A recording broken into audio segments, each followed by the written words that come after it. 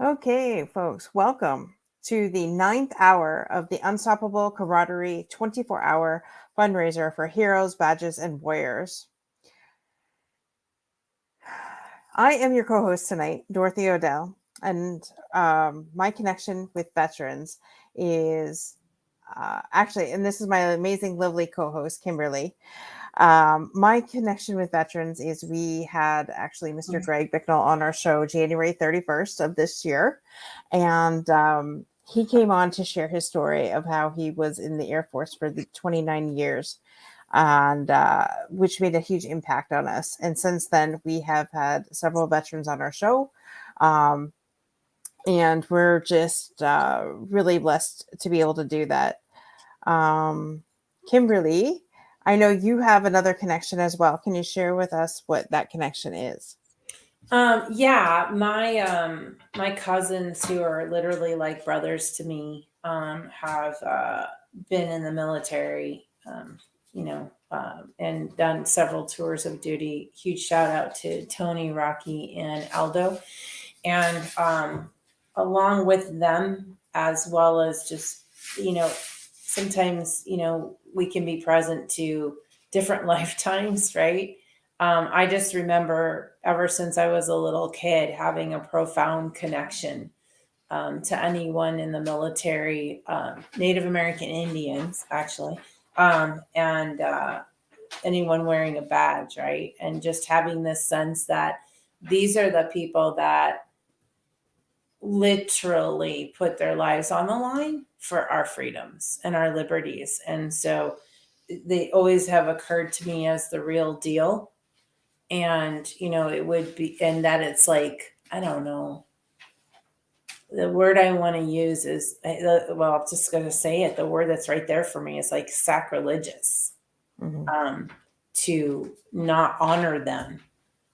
And so, yeah, there's just like a deep rooted passion that I have for these amazing human beings. Absolutely. Mm-hmm. And this event, which runs until 6 p.m. tomorrow night, Eastern Standard Time, brings awareness of the programs Camaraderie Rescue Mission has and the collaborations that we have made through our other organizations on how we help veterans gain hope while living with PTSD. If you would like to donate, you can definitely go to the link in the ticker here. Let me just bring this up, which is https://tinyurl.com/hope for vets. Or if you would rather, you can donate by check as well.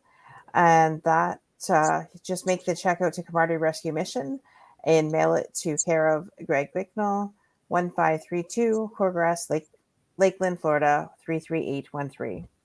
We appreciate all your donations. Every dollar counts and changes lives.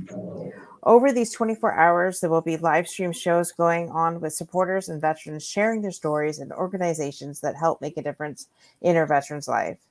As we know, as you're tuning in, let us know where you're coming in from. Not sure if you were here on the previous hour, but I'm from Windsor, Ontario. And Kimberly, where are you at tonight? Chicago, Chi-Town. Chicago. TCRMI is a veteran organization that was founded by Mr. Greg Bicknell, who is a retired Air Force veteran after serving 29 years. Mr. Bicknell had a brain surgery that did not go well, and as the result, he was medically discharged. In his journey, he realized that he needed to help after having suicidal ideations and getting up the courage to ask for help. He was told to make an appointment. This, of course, lit a fire under Mr. Bicknell's ass and was the driving force to start TCRMI. So I that think you love saying that. I love saying ass. Yes, I do. I love saying ass. I'd show it to you right now, but I have the short shorts on because you can only see my top, and Yeah. it's 2 o'clock in the morning, so you don't need to see my bottoms. Anyways, that was too much information. Um, Anyways, that lit a fire under Mr. Bicknell's ass and was the driving force to start Camaraderie Rescue Mission.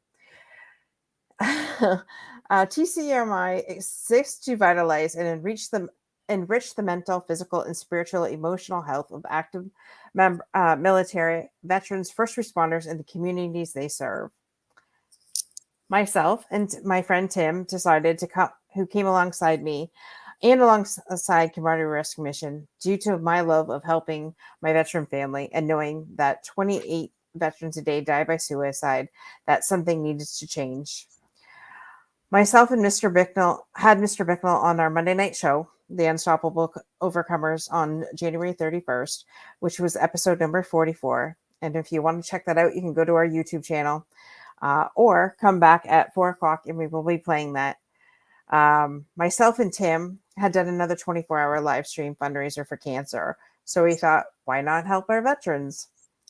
We are on fire to help Camaraderie Rescue Mission grow and help our veterans' lives. So that's why we're here today, to show up, to change lives. We also serve on the board of Camaraderie Rescue Mission, where we make a difference. Both Kimberly and I do. There are hundreds of veterans and first responders struggling with hope and feeling lost. Each story is different. Each story is impactful in several different ways, as we discovered on Unstoppable Overcomers. Camaraderie Rescue Mission is always hard at work with its many programs, including just having coffee and camaraderie. Now, we would love to bring up on the screen Liv. I'm so excited. I am like so excited. I'm lit up like a freaking Christmas tree about this person. Me too. Like, Norm, we're ready for you. Can you hear us? Yes, I can. Can you hear me? Touchdown. We can hear you. Okay. We are super excited because, well, can we tell them where you're at? Sure. All right. Norm is in Africa. What the hell? All right. We've officially gone into that midnight hour. Midnight hour. I'm jealous. So, yeah, it's a little after 9 a.m. over here. We're 7 hours ahead of Eastern Standard Time. And I'm at Camp Lemonade here at Combined Joint Task Force for the Horn of Africa, which is run by a 2-star who reports directly to Germany. So, out here in Djibouti, I don't know, current temp is 94 degrees, and it's probably going to get up in the hundreds today, which is pretty average. It's just the humidity that kills you. So, it's kind of like playing Mario on Nintendo back in the day where the sun's trying to kill you, and it absolutely is. So, we just try to get used to it. But other than that, I don't know. What are your thoughts? Like, I could sit here and tell stories all day long about Africa.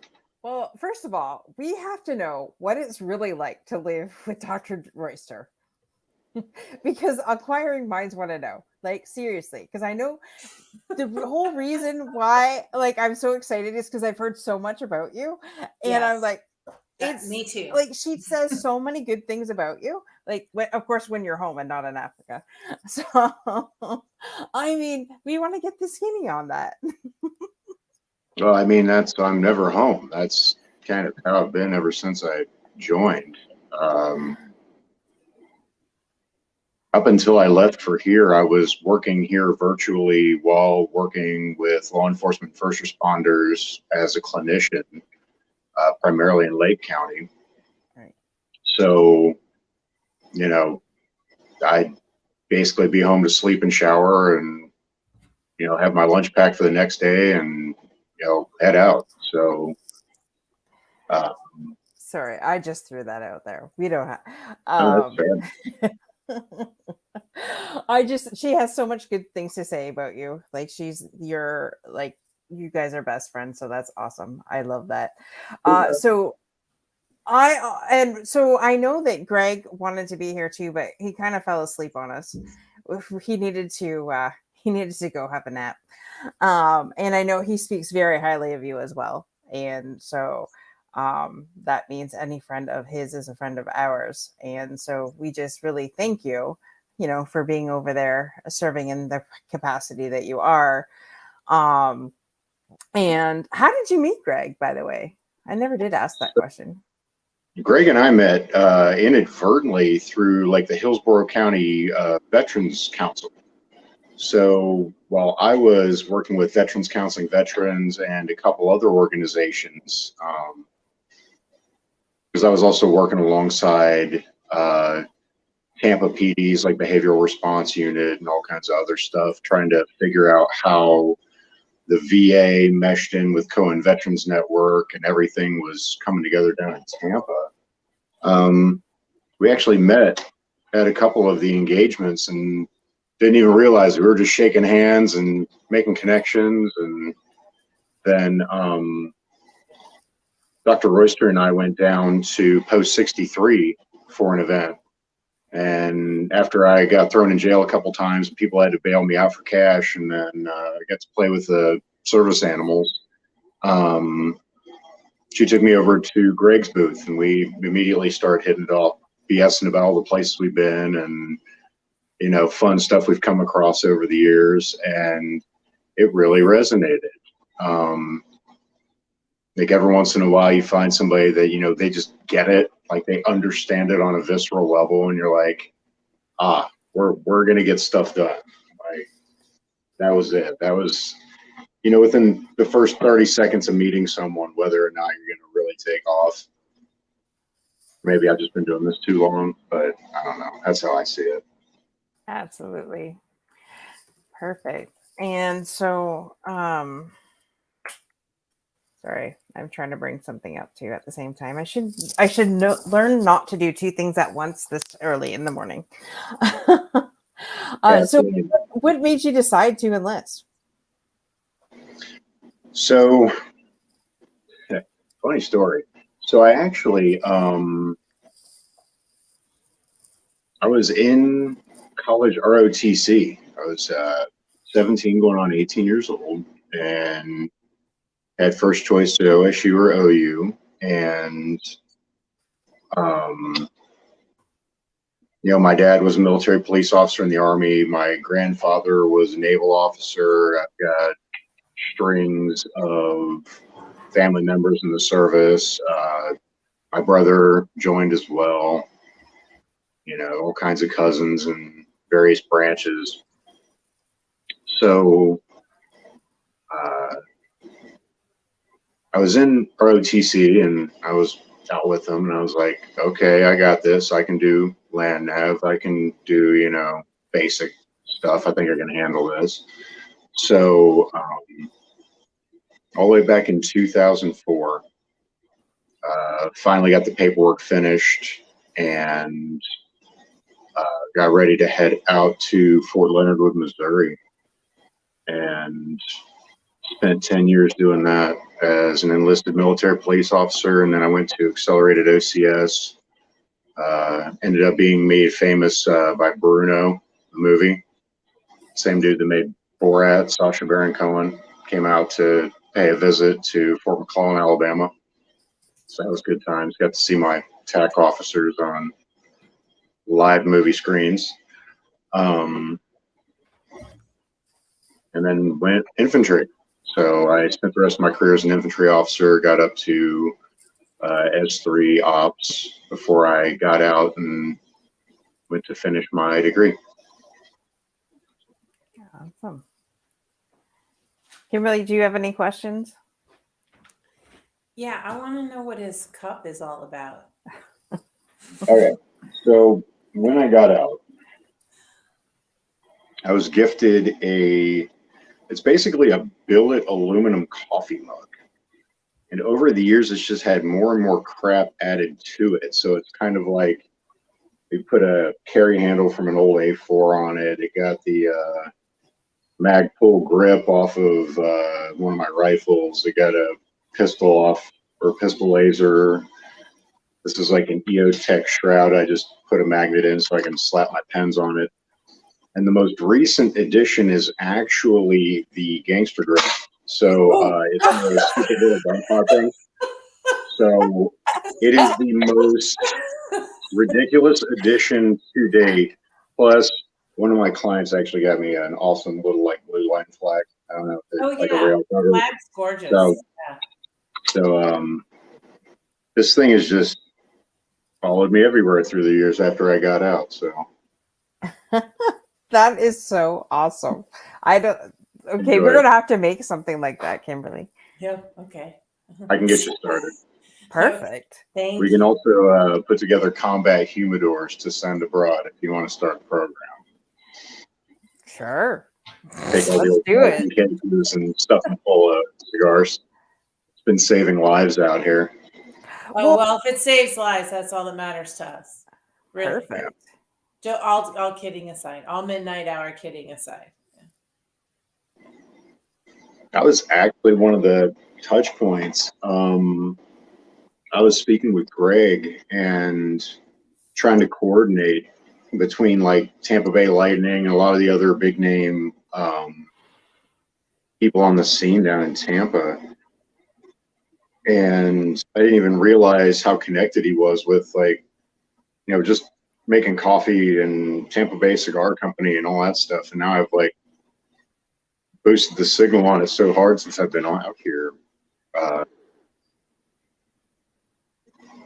It was more, I don't want to say back in the day, like 2010s back in the day. You're out in the middle of nowhere, whether you're in the woods, desert, whatever, deployed or here for training.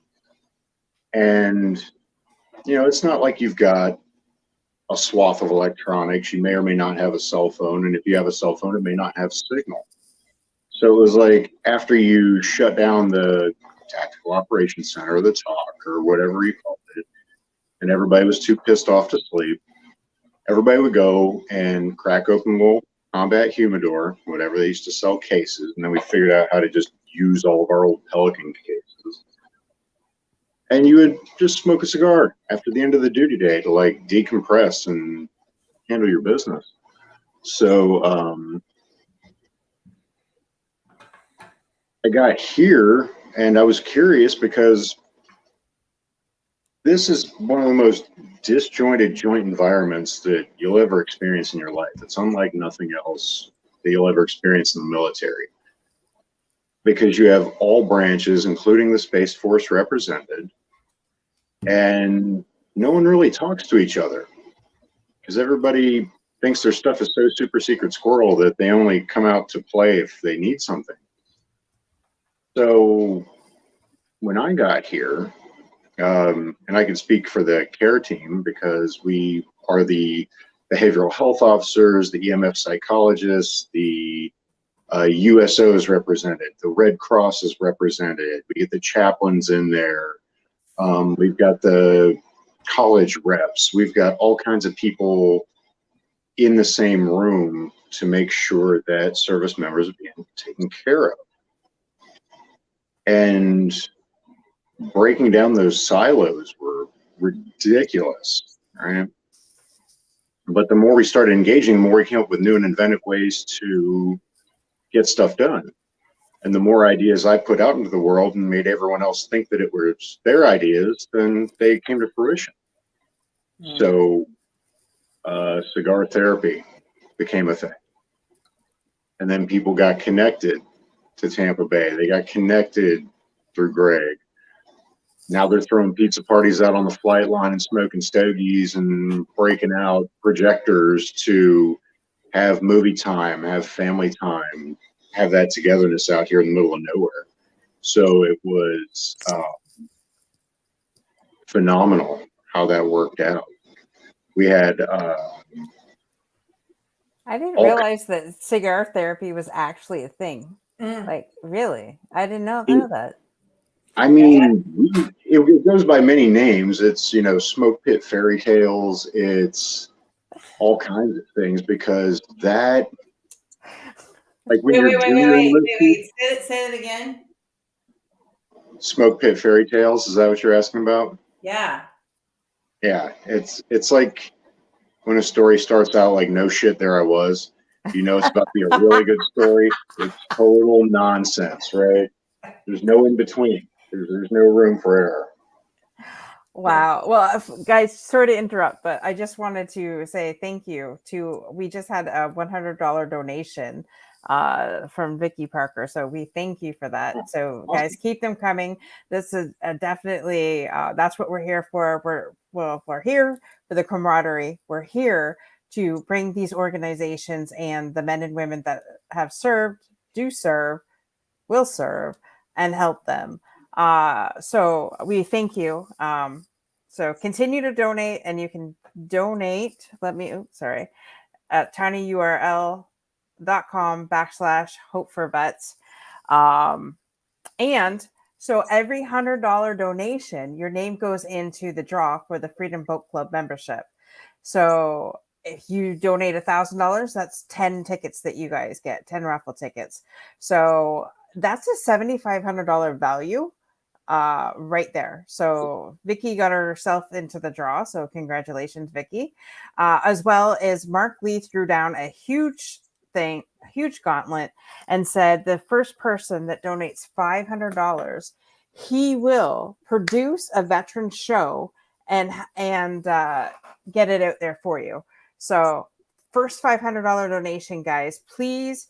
And in the comments, you have to say that you want that. So please, if that's something that you're interested, please do that. We thank you. Every dollar counts, because this money goes to help fund our programs so that we can get more help for our veterans and our first responders. So just had to throw that out there, since that's what we are here for. Now back to the cigar therapy, and I love that. And Yeah. that and I forget what you were saying, like, oh yeah, so how does that generally work? So you light that up and then you start the oh shit stories, because I'm more interested in the oh shit stories, because that's, it's 2:30 in the morning here. We gotta have some kind of fun. So what's funny is we always break it down. Like, you have your junior enlisted, which are your E4 and below. You have your sergeants to senior NCOs, E5 to E9. Then you have your officers, like your 01 and up. And then that Army has their swath of warrant officers in between, but I won't convolute it. So it's like you have a bunch of E4 and below around the smoke pit, just smoking cigarettes and whatever, vaping, whatever they do now. That's when all the fun stories come out, or at the smoke pit, right? Because you can get away with some of the stuff during the duty day, but when everybody gathers around the smoke pit, that's kind of like your minute to cuss and fuss and decompress, and get it out of your system before you go back out on the line. I like that. So, Cuss and fuss. Yeah, that was how it was explained to me, and I haven't found a warmer and fuzzier way to say it. So it's pretty accurate, and it's clean, right? Like cuss and fuss. Yeah, I'm learning how to not swear profusely. So once I realized how everyone would just kind of sit around idle. No one just sits there and tells stories for the most part. They have to be drinking something. They have to be vaping. They have to be playing a video game. They have to be doing something to sit and have the conversation. And while there is alcohol out here, it's limited to 2 drinks in a 24-hour period.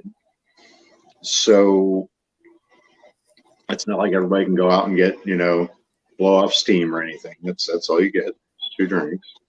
And they used to do 2 12% beers, but now that only counts as 1 drink because people were still acting out of pocket. So I was looking, I was like, okay, well, we don't necessarily need everybody chain smoking cigarettes. Like, the ones who are set are set. Most people don't like pick it back up for just a deployment. But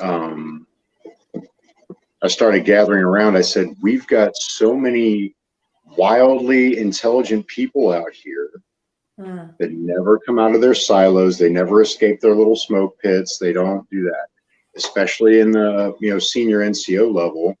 They don't leave their shop very often unless they're running around conducting business, or they're spending another evening not sleeping. And then officers never leave their desks. So it's like, how do you catch each of these individual groups? So chaplains run a stoicism class.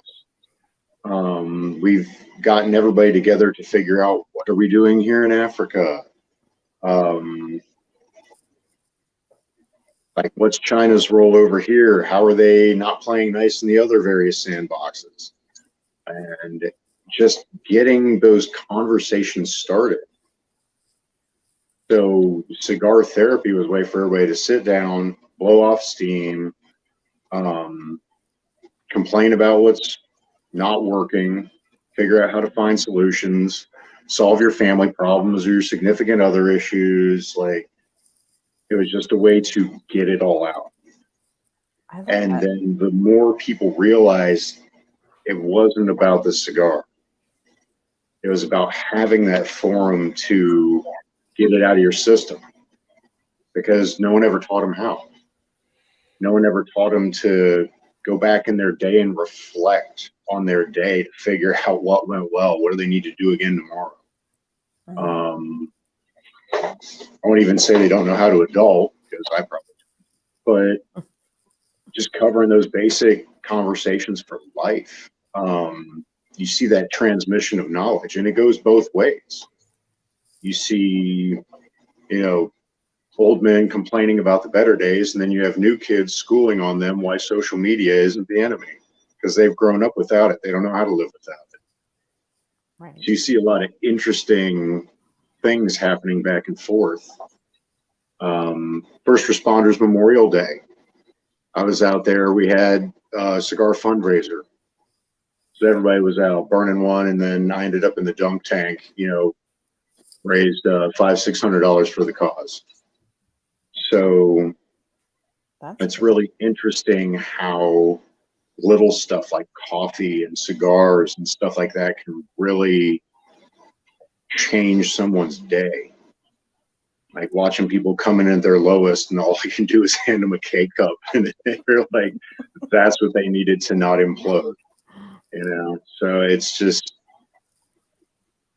all the little stuff works wonders out here.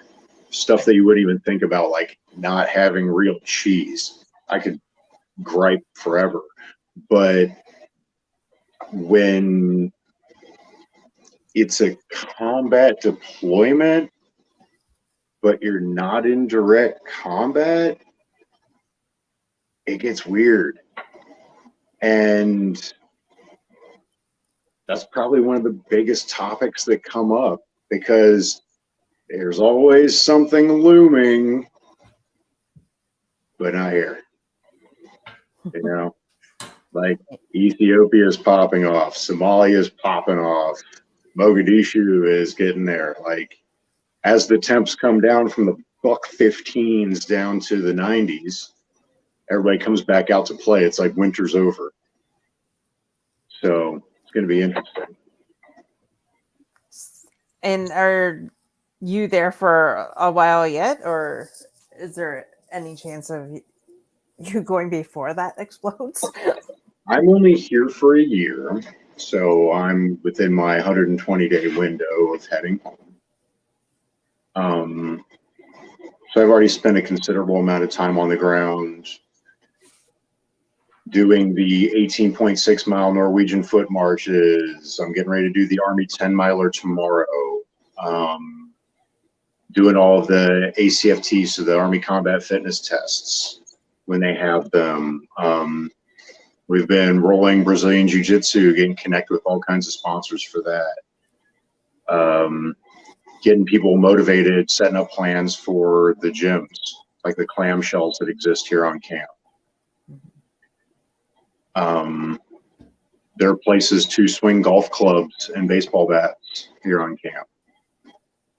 Right next door, we have the Duda Golf Range. It is the #1 worst golf range in the world.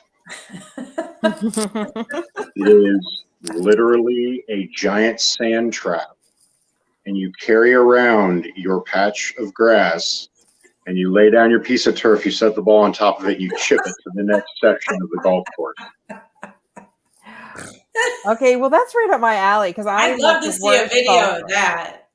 Oh, you could be Shankopotamus. No one cares. Like, don't drink too much.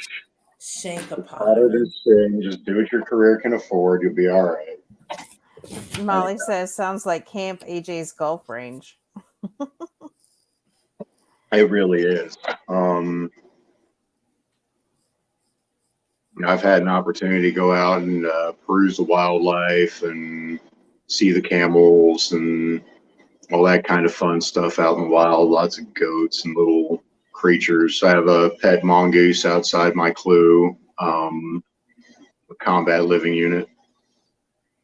Everything's containerized, like the same shipping containers. They just put AC in them and a couple beds and make it livable. So that's essentially what I'm in right now, is a double stack clue. Okay, so I have to ask though, do those insects and like little things come in to your clue? I mean, sometimes they tried to caulk them up and keep everything pretty, but it's, if you keep things clean, you'll be all right. Like, you sweep up after yourself, don't spill. Animals don't have a reason to come in after you. Right. Now, if you're a slob, they will find you and they will win. And then you'll never get rid of them. I'll give it that. Knowing you, well, from what I've heard so far, I'm sure you keep yours clean though, because you don't want those. Of course. It's cluttered. We don't have a whole lot of storage for stuff, so we have to be extremely inventive. Like when you saw me running around earlier, we were setting up yoga for the White House. So I had America Flex Yoga. They had Gaiam send 15 mats and sponsor an entire program so that I didn't have to be an RYT 5000 or whatever to train. So I could help people get through basic stretching and stuff and not die until they can find a yoga program that works for them. Right. So we can sit there and bring out the blocks, the plexus wheel, the mats, the etc., and let everyone, stretch out and not die, because you are doing PT here every day. Like, I think I put in 29, almost 30,000 steps the other day, just in one day. Wow. Walking around camp. Okay, maybe I need to go and join. Maybe that's how this body's gonna be like. Oh yeah, the fat will literally melt off. Like, even if you try to exist in AC. Like, I think I lost 30 pounds when I got out here, and I only weighed 260 at the time. So I'm trying to put it back on. But yeah, a lot of people come out here, and we thought we had it hot in Florida, but it's the drastic change. It's like living by the beach. When the tide goes out, there's no humidity. When it comes back in, it brings the humidity with it. But here it's hot trash. So it's kind of like you open up the oven and you're baking cookies, except for there's no cookies. So, well, maybe we should send you some cookie dough. I mean, it'll be baked by the time it gets here, probably 3 times. We actually encourage people, like when we're working through Red Cross to get care packages and stuff to service members, we tell people, like, we know you love them. Don't send loose candy. Don't send loose razors. Don't send home-baked cookies unless you can, like, really triple lock them down. Like, you can send cupcakes, but they have to be in a container where they can be stepped on, they can be thrown around, and it's not going to smash the icing into the lid. Like, everything mail gets over to Europe very quickly, but then not so much here. It might sit on the other side of the tarmac in Mbula, Djibouti for 2 weeks before it actually gets to the federal post office here on camp. So, that sucks. Yeah, I've had packages torn open. I've had boxes ripped open. Guys have had bags literally run over by the cart, like those tugs literally ran over their A bag. They had the tire marks on it. We're like, wow, what a dick move. But my. Well, and with only 120 days left, it's not like you are going to. We can't send you a package now. You'll never get it. Maybe if you send it like soon. Worst case, so the package will always get passed on to the next person, and somebody will figure out somebody that needs it. Right. So just as a reminder, guys, we are here not only to, bring camaraderie, bring some amazing stories, but we are here to raise funds for Camaraderie Rescue Mission and the programs that we do have to help serve our veterans and first responders. So we are asking you to go to https://tinyurl.com/hope4vets to make a donation. We are also, for every $100 donated, you will be put into a draw for a 6-month Freedom Boat Club membership, which has over $7,500 value. So definitely go there right now, click on the donate button, and whatever you can donate would be greatly appreciated because every dollar counts. All right. I'm just checking if there's any other questions here in the comments. Oh, Molly says you're going to freeze your butt off when you get back. Oh, absolutely. I'm going to be going from 80s and 90s down to 40s and below. And it's never more apparent than when it takes about 3 days to fly over here. So you go from, say, 80s, low 90s in Orlando, Tampa, to 50s, 60s in London, to 20 below in Istanbul and 4 inches of ice on the wings, right back to 90s and 100s. I think I keep my room at 28 degrees centigrade. Just so I don't die. I don't know what that actually equates to in real numbers because no one cares about the metric system. Double it and add 32. That's how we do it here in Canada anyways. Yeah, so about 82, almost 82 and a half degrees is like the average temp. So that's just cool enough to sleep, but not so cold that you get hit in the face with the heat when you step back outside in the morning. Molly's going to make sure you have your electric blanket for when you return back to Florida. Yeah, I'm going to need something. I don't okay, but even Florida is hot. Well, it depends on where you're from. It was like Tampa doesn't get much hotter than 90 degrees or so. Like it's pretty self-sustaining as a city. And the ocean helps kind of moderate. So you have more varying temps, especially in the swamps. It'll stay cooler at night,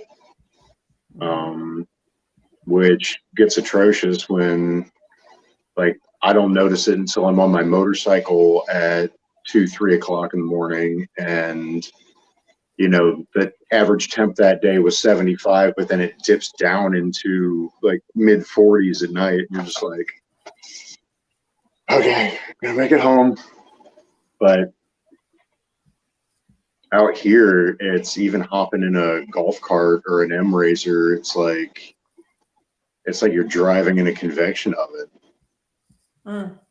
Like when it's cooler, you get a breeze, but most times it's just strict heat. Like you just get used to being nice and toasty everywhere you go. I'll stay here. I'm good. I don't really need to go to Africa. I enjoy it, but I'll stay here. Actually, I heard Bolivia, Cochabamba, Bolivia is supposed to be 70, 76 degrees all year round. That's my kind of temperature. See, and I'm still trying to sort that out because that's deemed like the perfect human temperature for life. But it's a little cold. Right. They say the same thing about the springs. Like the springs never get colder than 70 some degrees, even in the wintertime. Yeah. It sounds great until you jump in and, your nipples are perma hard and feel like.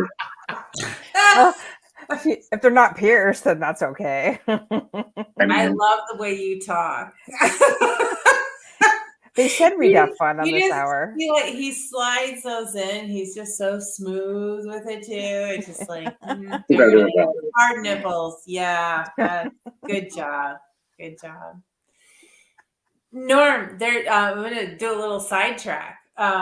I've just been busting because I keep hearing that you and I have a very mutual interest in horses. Yes. So when I first came to Florida, I was able to connect with a couple different ranches and put in a lot of time learning all the fundamentals of Egala, path. I was working out with Code Horse and Ryan Anderson out in Stream Horsemanship in Sumter County, and learning Pirelli, learning Saddle's method, learning everything I could on how to get through to populations that didn't respond to therapy. Because I spent my entire master's program learning how to be a counselor and not a social worker, not a psychologist, because social workers go micro to macro. They want to drive policy, generally, right? Yeah. Psychologists are great at quantifying the human experience, right? How do you utilize test assessments and measures to figure out where someone's at and get them to where they want to be? Counselors learn how to ask the right questions. And after I spent 10 years of watching all my soldiers on my left and right get pills thrown at them every time they were getting a divorce or something stupid happened, or, oh, you've got PTSD, let's, zone you out and put you on 50 shades of mood stabilizers. I was like, there has to be a better way. So that became my focus. Treating service members, treating combat trauma, treating military sexual trauma, treating all of the other lanes that are systemic to homelessness, to drug abuse, to all of the end states that are just different outcomes for the same root cause. You see it occur. You see the seed sown in childhood. You see it exacerbated in military service. You learn to turn the switch off, or how to shift gears, because you only have, four essential emotions and feelings, especially as guys. You got normal and irate and hungry and horny, and you're not allowed to be very much of any of them. So then people come out of the service. Wait, slow it down. You got a hand. What are the four again? So you have emotions, right? You have normal to irate, and that's one side of the house. And you've got hungry and horny, and those are your feelings. So you're not allowed to be very much of any four of them. And all the rest are non-mission essential. Shut up and do your job. While you're on your own time, you can be your own individual snowflake or butterfly or whatever creams your proverbial Twinkie. But when you're on the clock, shut up and do your job. So your proverbial Twinkie. I'm just, these are great. I'm trying to play to the 2 a.m. crowd. Yeah, well, you're doing a great job. Perfect. So when everybody got out, it was like, pardon my French, but Uncle Sam wasn't like, oh, hey, let's get you connected to colleges and get you set up for civilian life. It was like, oh, thanks for leaving us in the middle of a war. Fuck you for your service.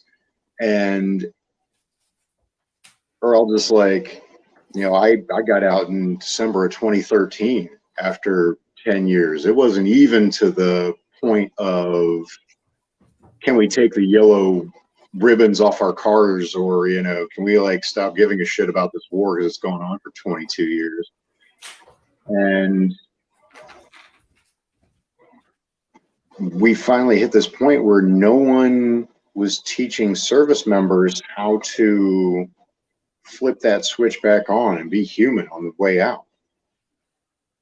You got all these steely-eyed killers and, you know, at best, you know, combat service support. You're still trained to be a soldier, sailor, airman, marine, spatial forces guardian, whatever the hell they're called.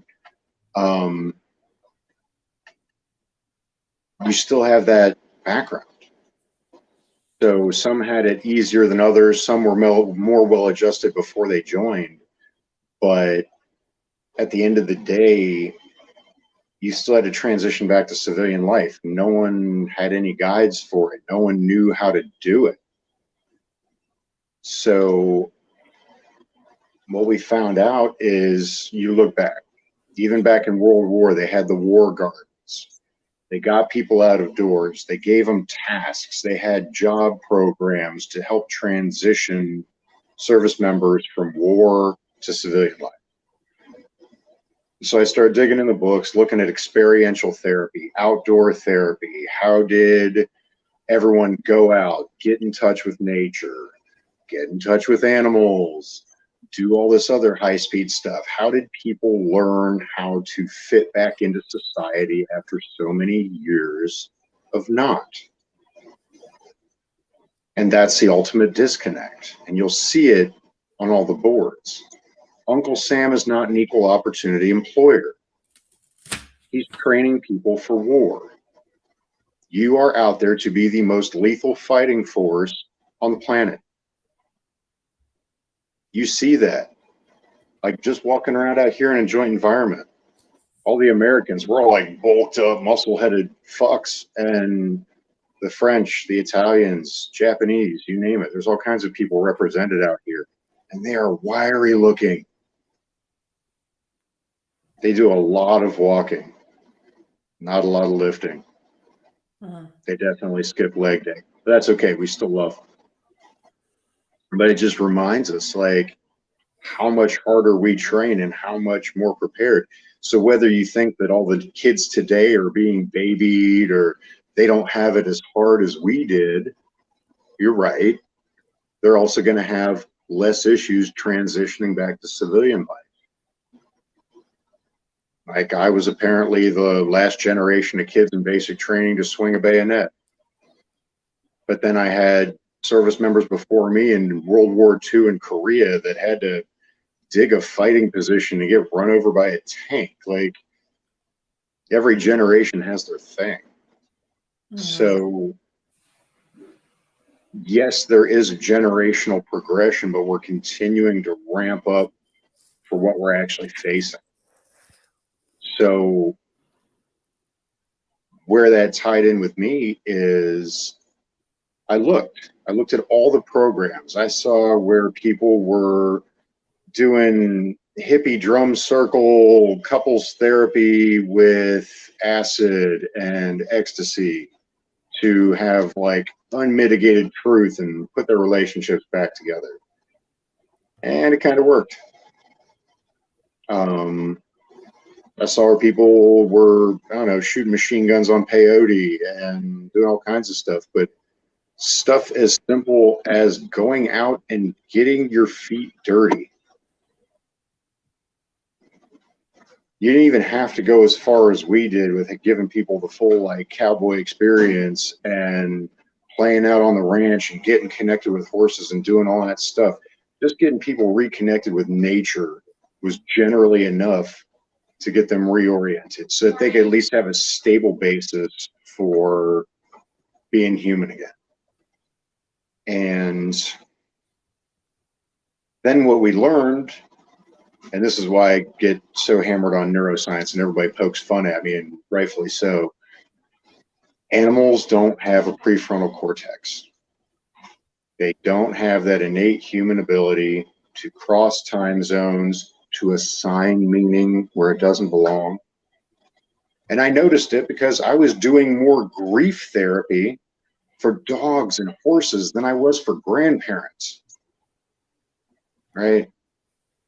That dog never slut shamed you. That horse never called you fat. It's so much harder when a dog dies because it just loves you unconditionally, right? And then we learned that dog will wake you up when you're having a nightmare. The horse can't do that. But people don't approach dogs with the same reverence that they do horses. Yeah. Right? You feel it. 10th cranial nerve, accessory nerve, right? It's what your brain signals your body, the butterflies in your stomach, that sinking feeling in your chest, that pinning your shoulders to your ears. When you approach a horse for the first time, you are naturally anxious.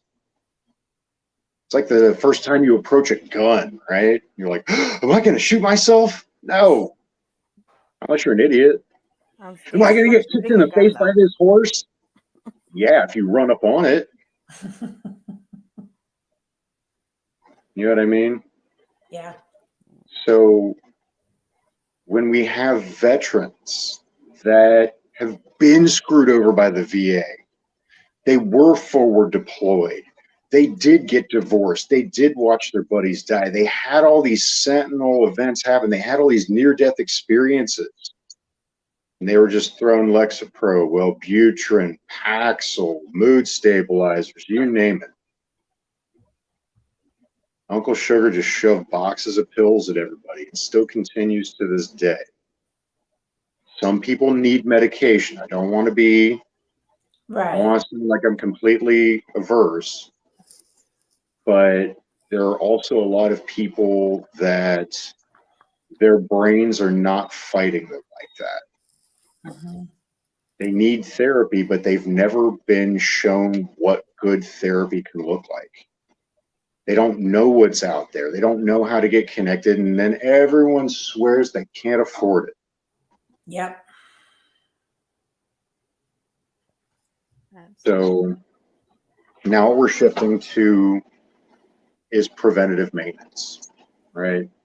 You don't wait until your engine drops out of your vehicle, which you're not supposed to, before you show up at the mechanic's doorstep, right? So, pardon me.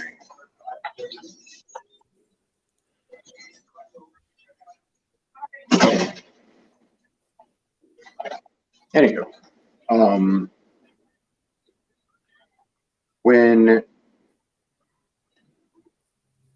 we're working on getting ahead of the power curve, right?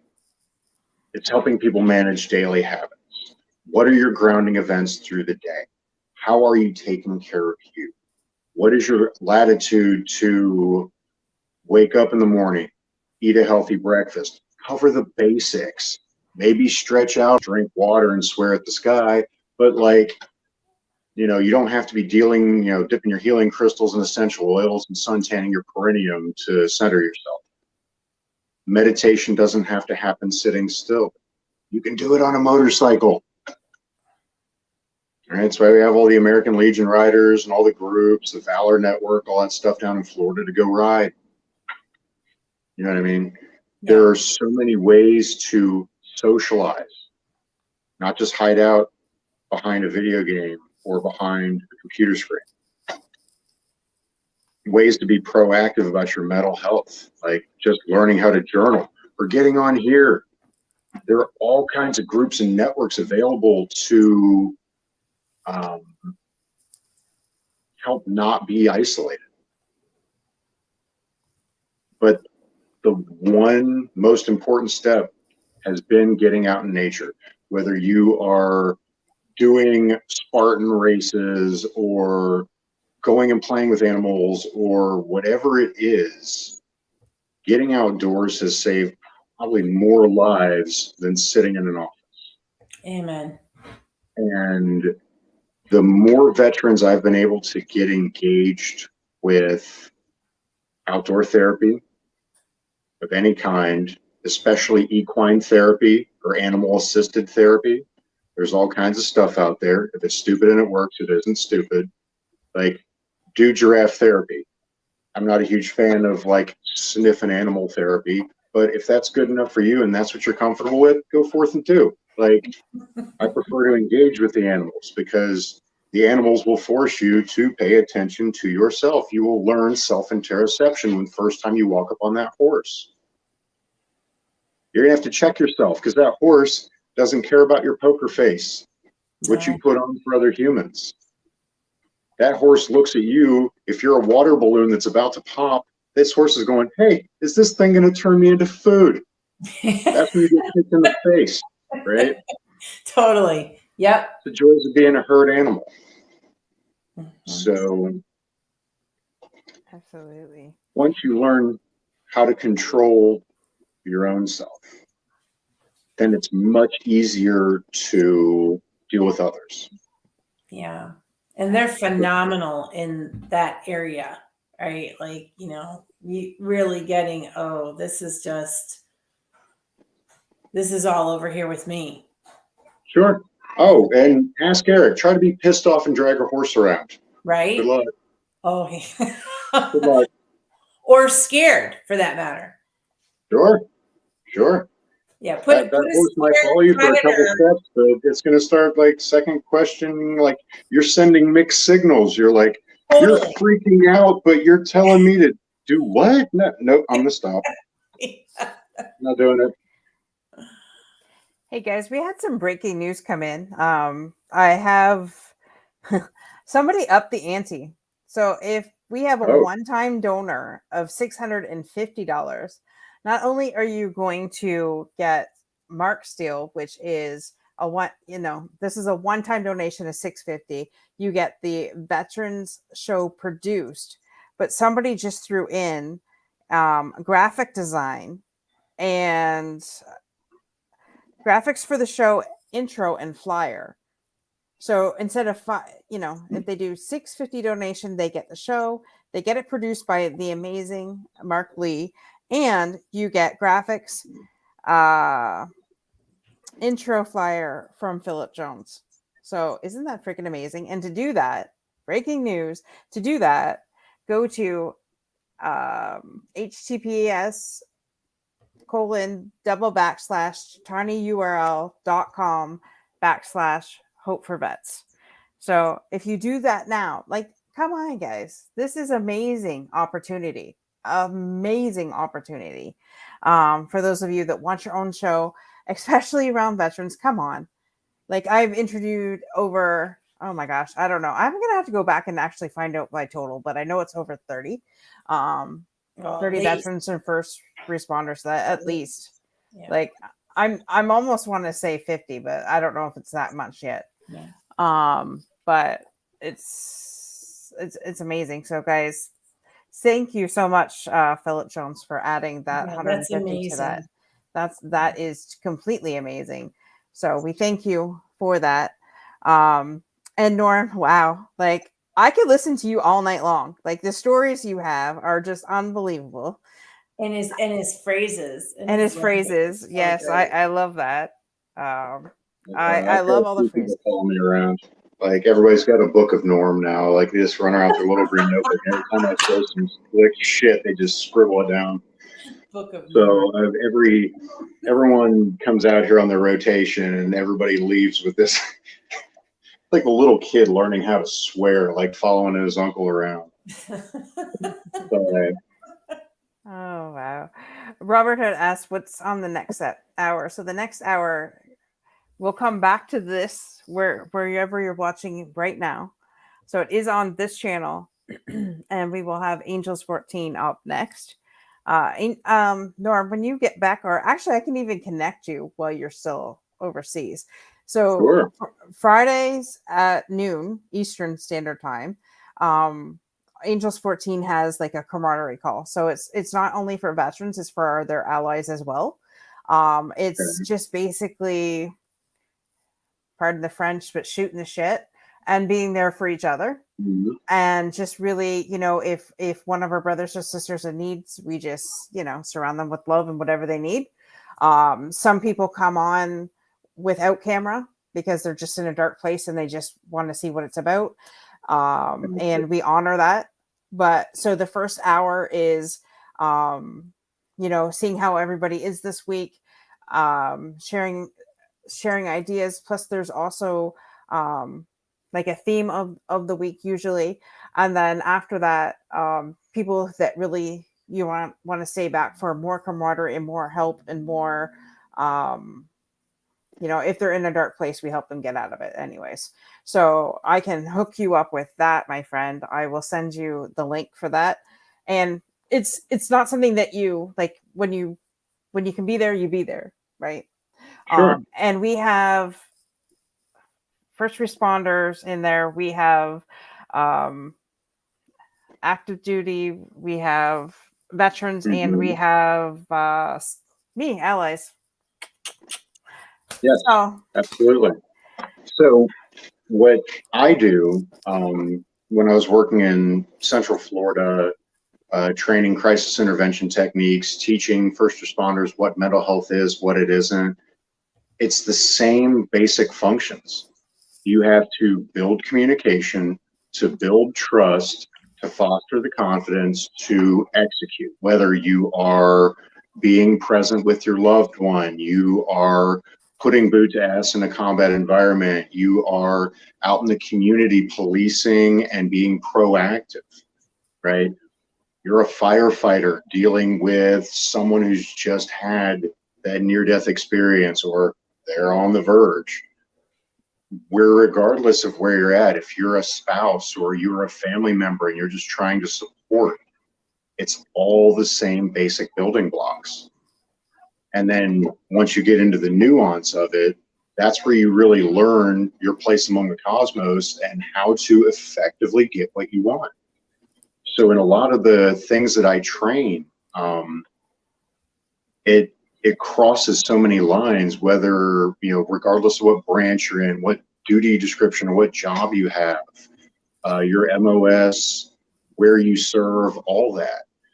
There are all kinds of new and inventive ways to learn how to take care of yourself first, right? Because if you can't take care of you, you can't take care of anyone else.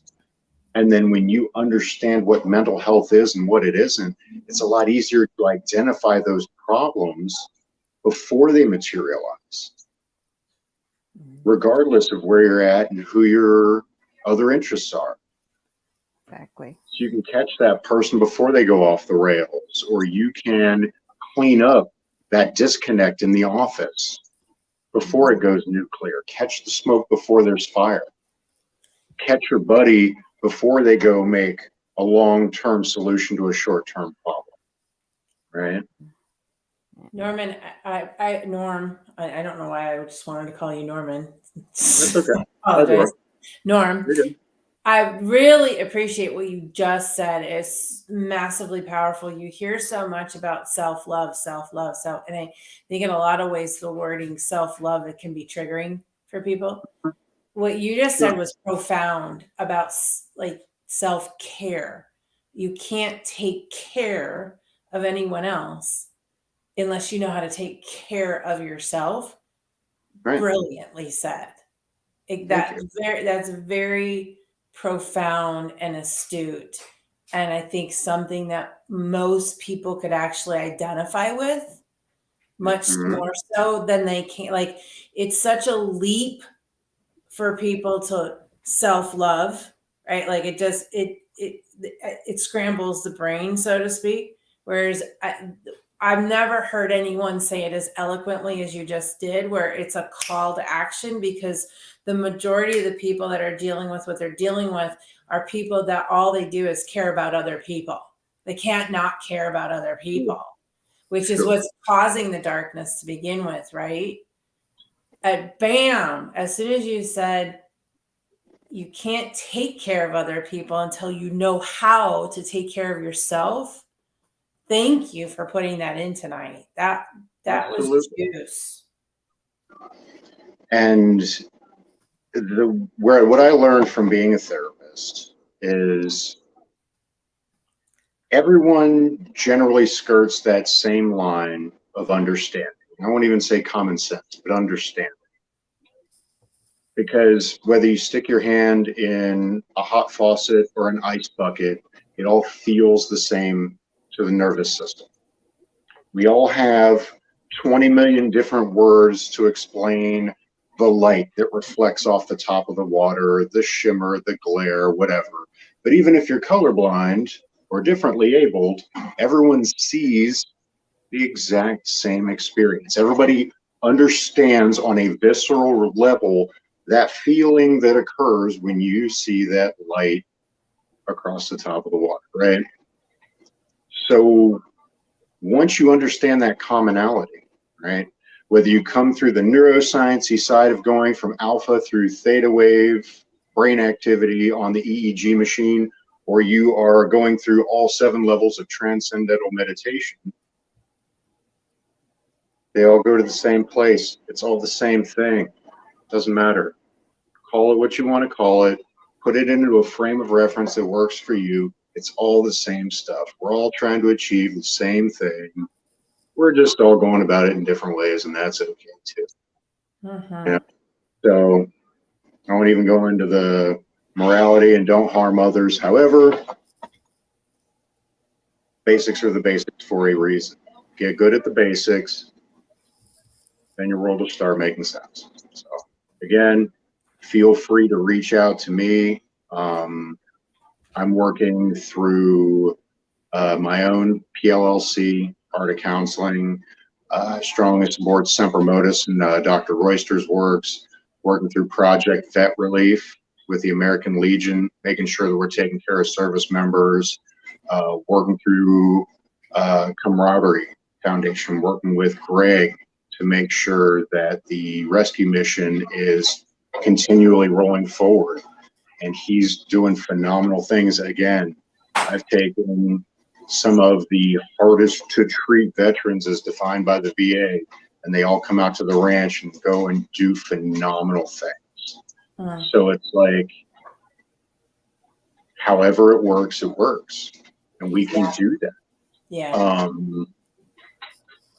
So the more ways that we can get people engaged, the more that we can get people set from afar to learn how to do that self-care. And then they want to be helpers. We can teach them how to hold those healthy boundaries and do the buddy aid and take care of their own, Right. so that they can take care of others. Because it doesn't work the other way around. Everybody wants to be Mother Teresa, but no one wants to do the work that Mother Teresa did to be on her own 2 feet. So it's like, that's the standard. So once people understand how to do that, then we can send you out into the world. You can go forth and do great things. Otherwise, you're just running around trying to save people who may or may not have ever asked for it. And that's going to set you up for failure. Absolutely. Wow. Mic drop. Happens all the time. That was so sexy, right? Like it was like, that's like in part 2. Come back. Right. Later in the day. Absolutely. For the segue on the 8 and being Mother Teresa. And Norm, I know we've been trying to connect. So when you come back, we're going to have you on our show. For sure. On our Monday night show. I know Yes. we've been playing back and forth, but when you'll be home in 120 days and we'll figure it out because we're booked to the end of the year anyways. So when you get back, let us know. And because I have a feeling there's more to the Norm story. Oh, sure. We just barely scratched the surface tonight. We just barely scratched the surface. You have to bring your mug because everybody in the world freaking needs to see that thing. Oh, absolutely. Yeah, Absolutely. the mug's got to go with you everywhere you go. Actually, hold on one second. Lift that up. I got to show my brother. My brother's a hunter, so I got to show him that. Wait, no. Make it just him, Dorothy. Hold on. So they can see it better. Get rid of me or whatever. Well, hold on. Don't tell me what to do.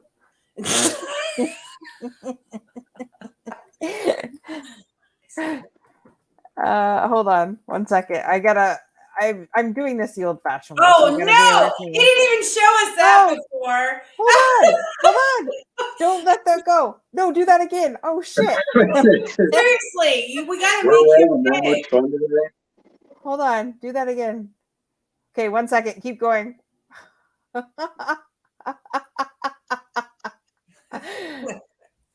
Oh my god, that is hilarious. Oh shit. Oh, thank you. That was hilarious. That's the combat mug. Looks like a leaf blower. Molly really has a thing for that mug. I do too. it is a talking piece. My most difficult clients love that mug. Yeah. Can't Well, explain it. and it's such a great pattern interrupt, right? Like it's awesome. It's awesome. Well, normally I'd explain, like I'd have my little brain model in the office and I'd use the laser and point out, like, here's what's going on. Here's the disconnect. Here's what we're working on. And it's That like is once you hilarious. show people what's going on in their brains, then it's easier to help them understand the etiology of behavior. You know, that takes all that shame, blame, guilt out of the equation. And it's just like, oh, now I understand where it comes from. Now I can get ahead of it. Mhm. So you can catch it when you start getting the butterflies in your stomach, or you start getting that sinking feeling in your chest, and you pause and like, before this goes nuclear, how can I redirect? How can I get back on my own axis? And that's all we teach, whether you are law enforcement getting off of the X, you are fire crew getting ready to tackle that big fire, you are, you know, an EMT showing up to that call, you're that doctor, that nurse, that person. There's first responders in every category. As much as, you know, service members and veterans want to take the cake, it's like we are all putting boots on ground in various disciplines, and the same fundamentals of procedural learning and memory are there. Yeah. That same part of your brain that stores all of the sports plays, battle drills, don't eat the yellow snow, don't lick light sockets, and don't date redheads is also the same part that stores traumatic memories. I don't make the rules. What's with redheads, by the way? Because my brother has this thing with redheads. Like, he would not bag a redhead to save his ass, and he's had a lot of women. But I didn't say that. It's 3:00 in the morning. Seriously, like. Hey, what I remind people is there are over 113 12-step groups out there for a reason, and everyone has their thing. Whether you are doing lines of Oreos or sucking down 5-pound blocks of cheese, you are gambling, you are video gaming, you are having sex with people you shouldn't, you're jumping on random wieners, whatever does it for you, that's the blocks of cheese. So, I don't make the rules. So, oh, it's you love it. some people Molly's drinking gonna take the drugs, some people cheese. do $1.80 down the freeway. I don't. It is what it is. So again, when I teach it, it's like everyone's chasing brain chemicals, whether it's oxytocin is the cuddle drug and it's the trust molecule. The absence of it is what we call grief and what wants to call the loved one home. Serotonin is formed in the gut. It's why comfort foods work, and a box of mac and cheese feeds a family of 4 or me. So when you're following the, not just the brain chemicals themselves, but how they impact different parts of the brain, it really helps you understand human behavior and where it's actually coming from. And that's what helps you get ahead of that weight loss, or get ahead of that public speaking engagement, or whatever it is that you feel is holding you back. You can trace it back. We've had multiple doctors talk about how to modulate brain chemicals. Yeah. You know, reading keeps dopamine at a low, steady, sustainable level. Porn dumps dopamine, right?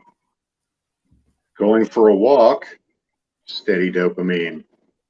Skydiving pours on the dopamine, right? So when you're going through and you know, your brother's chasing redheads, right? Well, what is it about the redhead that does it for him? Is it because she keeps the soul box under the couch? Is it because he's always living under the threat of her burning his stuff in the front yard. What is it about this person that makes it exciting for him? Or is it just the hair? Because something tells me it's more than that. It's like the red hair is an indicator, but the behavioral patterns are what keeps this thing going. Okay, so I have to say this because it's 3:30 in the morning, and I don't give a shit. It's my show.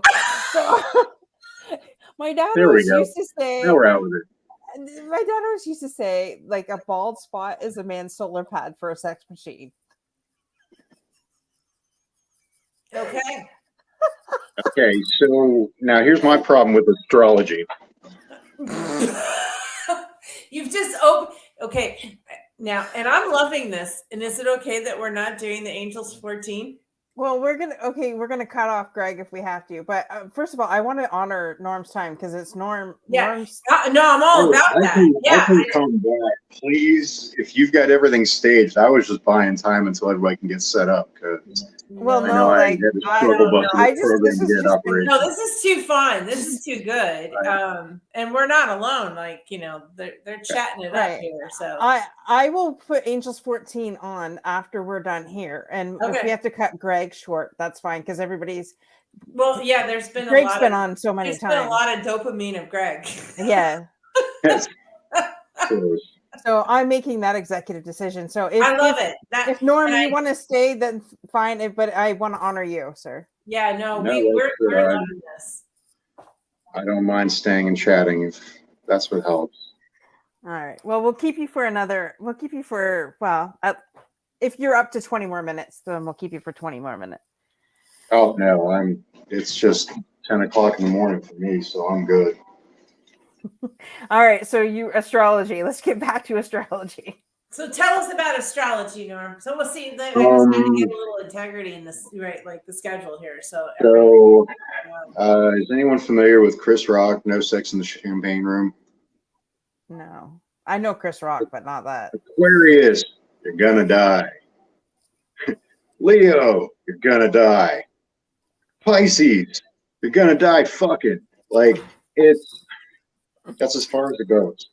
And I love it when somebody comes up and they're trying to explain their piss poor behavior and blame it on the stars. Like, well, Mercury is in reverse cowgirl and I'm an asparagus, so I'm allowed to be a bitch right now. No. Own your own behavior. Like, drink some water. Eat some actual vegetables. Do something other than masturbate furiously and watch freaking Netflix serial killer documentaries. Like, if you're putting shit into your body in any capacity, that is exactly what you're going to get back out. And this is not anything new. This isn't even my take on the world. This has been reiterated by multiple 10-pound brains and peer-reviewed journals. Like, maybe 10, 20 years ago, this was confusing, but by now, most of us have figured it out. Like, as a species, we've evolved. It's fun to think about. It's like going over dreams and trying to analyze why you're having, like, crazy dreams, right? So, for example, we do cognitive behavioral therapy for insomnia and BBTI for brief interventions. So we can sit there and literally map out, like, all the way through theta to delta and echo sleep waves, going through the REM stages of sleep, understanding exactly where you're at in the process. They've got used headsets to hook you up to. We're working with people like Dr. Deturi down in Tampa to actually, like, sit people down and see what is going on in your brain, what parts are missing, what happened where. Really trying to figure out, can we utilize medical imaging in mental health? So far, we only use it for stroke patients and TBI and, like, major trauma to the cranium. But as the technology develops, I think that we're actually going to see a lot more insight into daily habits. We're trying to put it into wearables and watches and cool kid stuff to track your breathing, track your heart rate, which is an important piece. Sure. But who's actually tracking what's going on in your skull? Right. What happens when we can put that into a pair of glasses and you can actually see how your brain's functioning throughout the day? You know, you can tell long before you nod off behind your computer screen where you failed yourself, where you needed to take a break, what was going on with you. Having that feedback loop to remind you when to take care of yourself. Yeah. That. Do you think that technology is in the process of being created? Oh, 100%. Right. I don't know who's going to pull it off, but I know it exists. Yeah. The biggest kicker with R&D is finding a purpose for it. Like, right. we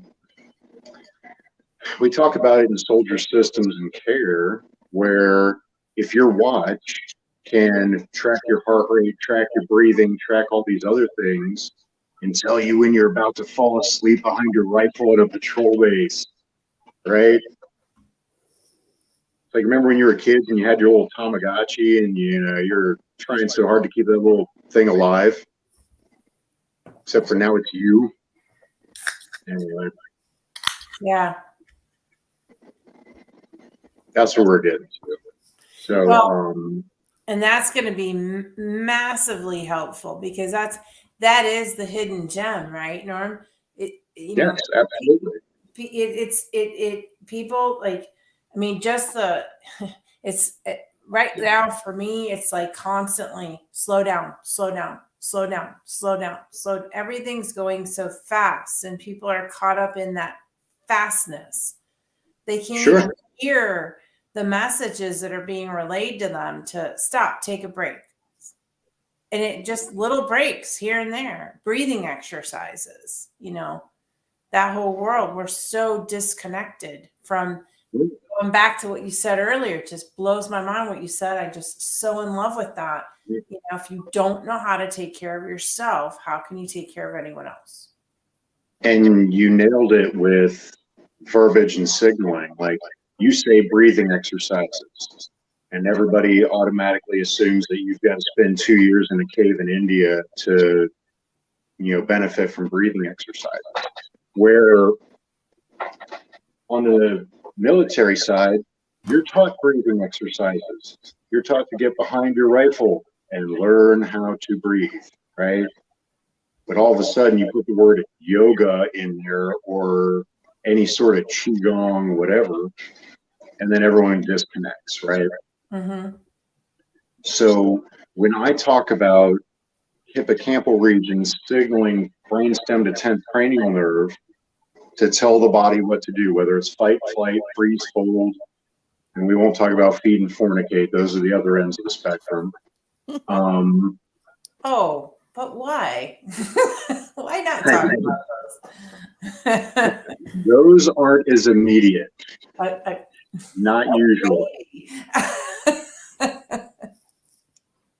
They can be, but you got to put certain blocks in place, or certain things have to be removed. This is the 3:30 hour, just saying. And my husband's fast asleep. Oh, man. I know, right? I don't think I'm ready for 9 a.m. prime time.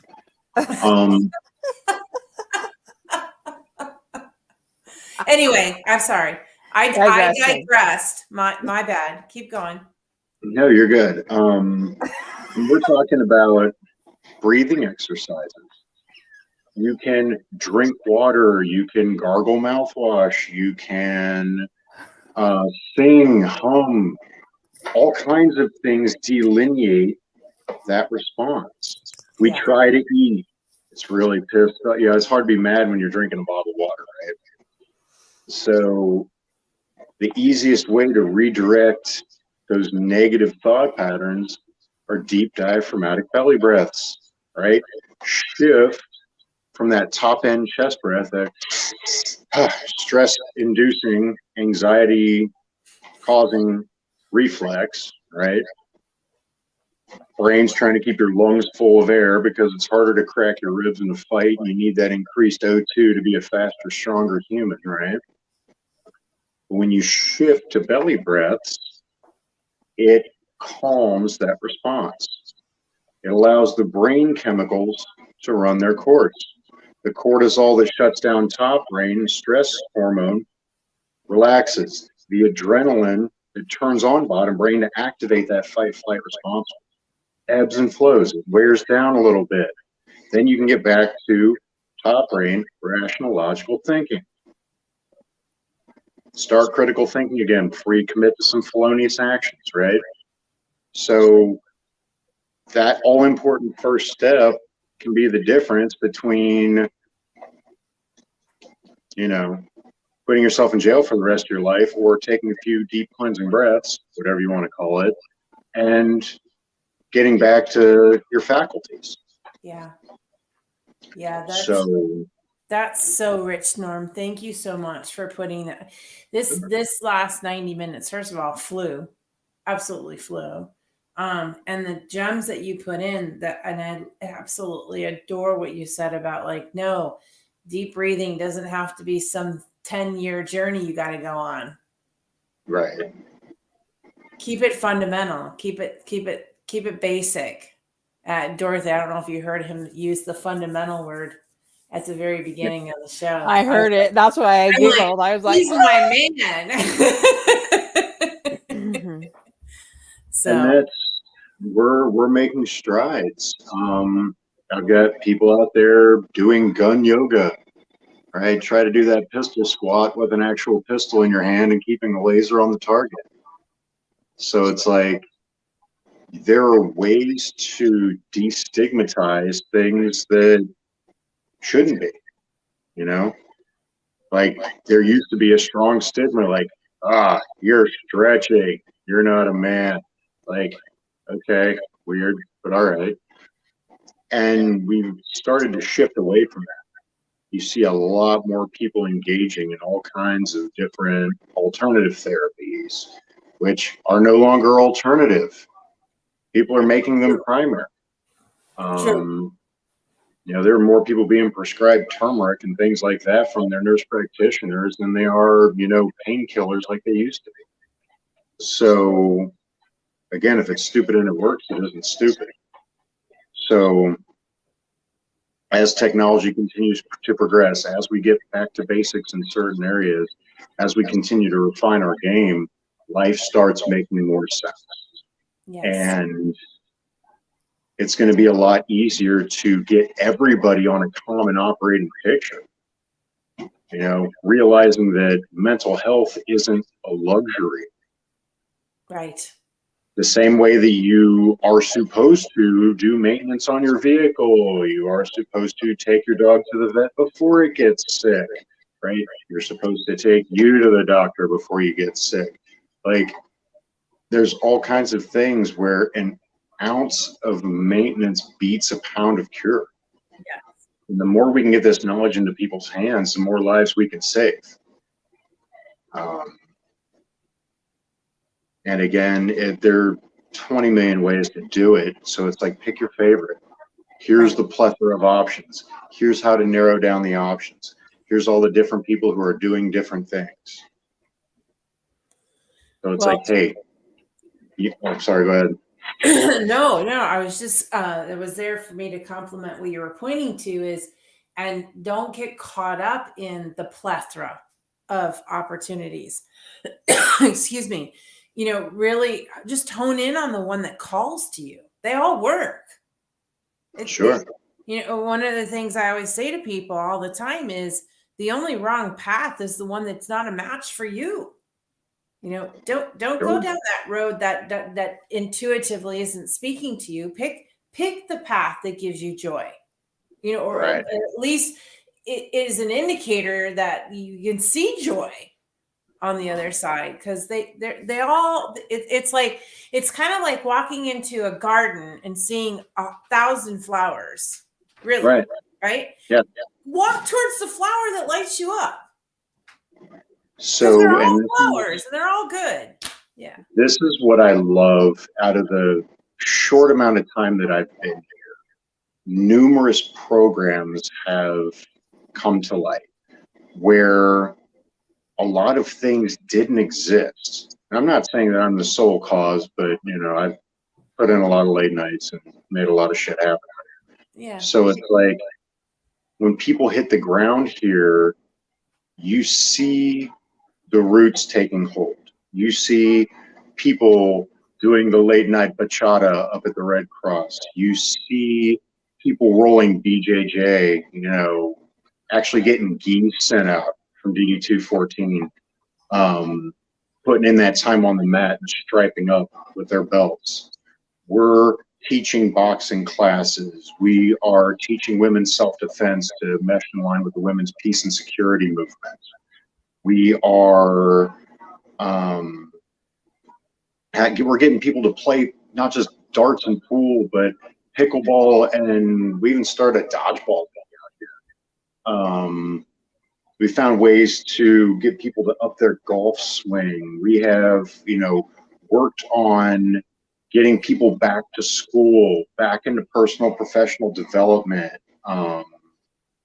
So many different lanes, music therapy, art therapy, run that paint and sip, have that cigar therapy, have that togetherness, whatever your version of togetherness looks like, it works. Whether you're coming together under the guise of religion or spirituality, because they don't have to necessarily coexist. No. I've seen chaplains do stronger work with people that have no faith, just because they knew where that line was. Yeah. Watching people, ride around out on town at bikes, like people putting in that motorcycle therapy back home. I see them dreaming about it, going through the Harley catalog here at Military Auto Stores here on camp. Like it's you see all the light bulbs coming on, and it's really interesting to see people out here going to the culture classes, engaging with the local nationals, picking up that new knowledge, that new language, that new learning. It's not just, I'm going to be sad and add to cart and drown out in my little clueless college and play video games. People are actually out engaging. They're learning. You're getting that boots on ground experience. And it's like when you leave Africa, what are the memories you're going to take with you? Did you go out to decan range and play with the animals, or did you just hide out and do nothing for your entire tour? So there are opportunities to both make a difference here in the Horn, as well as do your job and be effective at your job. So being active in the First Responder Support Club, being active in the various rank-dependent resources, Friends of Africa, all that kind of stuff. There's a whole lot of stuff going on out here that sets the tone for getting connected when you get home. And I boost the signal to all of the commanders and first sergeants and leadership to say, hey, your people are going home. You've got 6 months of TRICARE, and then all your stuff stops. All of your active duty benefits that you had while you were out here are going to get cut off if you're in the Guard and Reserves. So here's how to utilize it. Here's how to stay connected. Here's how to lean on Liberty OVE. Here's how to lean on the Legion. Here's how to lean on Camaraderie Rescue Mission. Here's how to stay connected with your friends, your families, your coworkers, your caregivers, whoever is in your support system, and how to manage those healthy boundaries. Here's how to get to that next job so that you can have the job that you want instead of the job that you have to have. And putting together that whole package before everyone leaves. So you don't have to go home and be, professional weasel squeezer, sell flowers on a gondola at Disney. You can actually go and chase your dreams. Like I've had people leave here and find ridiculous advisor positions, lobbyists, going to be an in-flight rocket repair person because they had that knowledge here. They could think 3 steps ahead and find that dream job instead of going, well, I guess I got to go back to working at Amazon. No, like, here are some options. And they do extremely well. Or, hey, you're going back into law enforcement. Here's what your next steps look like. Whether you want to get that sergeant at your local department, or are you going to become chief one day? Now we got to start looking at lieutenant first, but you know, we'll get there and start stepping that out. Yep. What are the lateral moves? What are the other things you can do? How are you going to keep your family in line? What is your plan? Or are you just going to collect 40 cats and a bunch of ferns? That's cool too. Whatever makes you happy in your heart, go for it. Like, we can make that happen.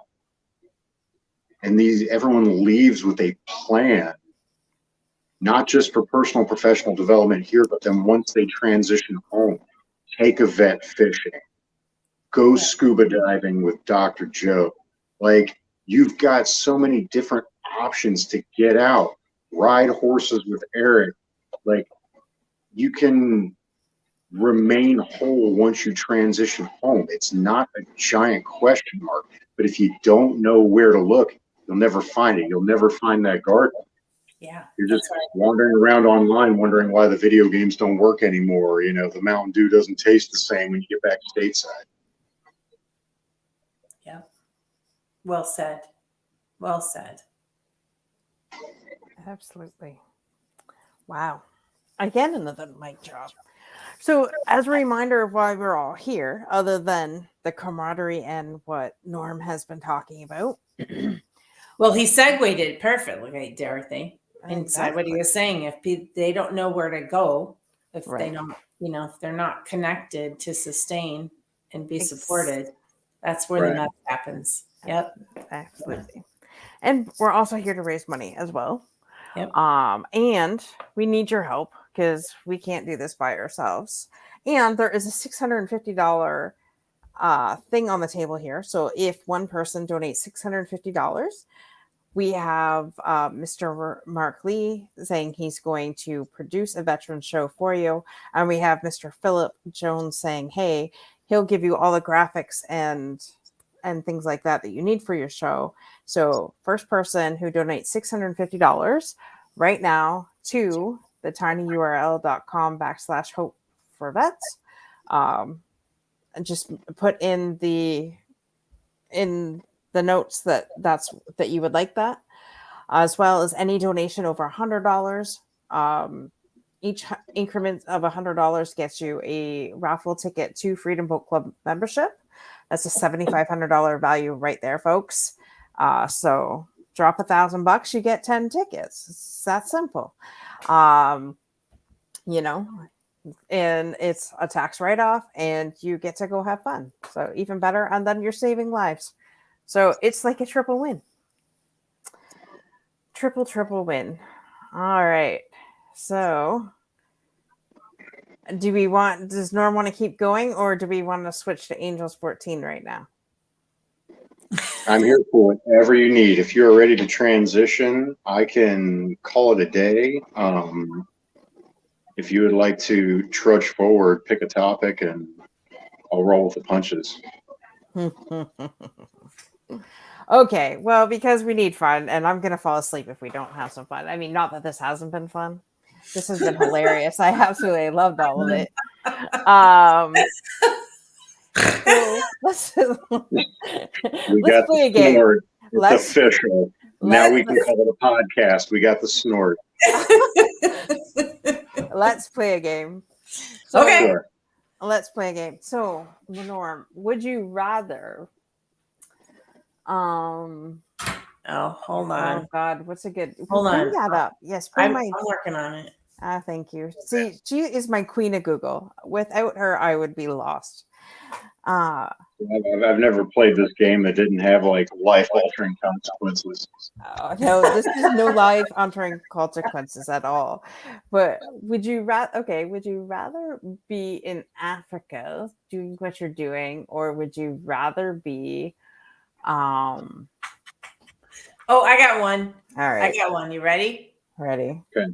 Would you rather never be stuck in traffic again or never get another cold? Never get another cold. Ooh, never get another cold. I See, if don't you gave me know. an hour and let me be felonious in traffic, that would be too easy. But never get another cold. That'd be nice.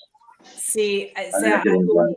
to me, that the fact that they use the word cold, right? Like, I can deal with having the sniffles, right? But I am such a speed racer. The thought of never being stuck in traffic again, oh yeah, that just, I'm good It with would be lovely. However, I've had many moments in my life that were like, if I wasn't stuck in traffic, would I have been right on time for the worst meeting of my life? that.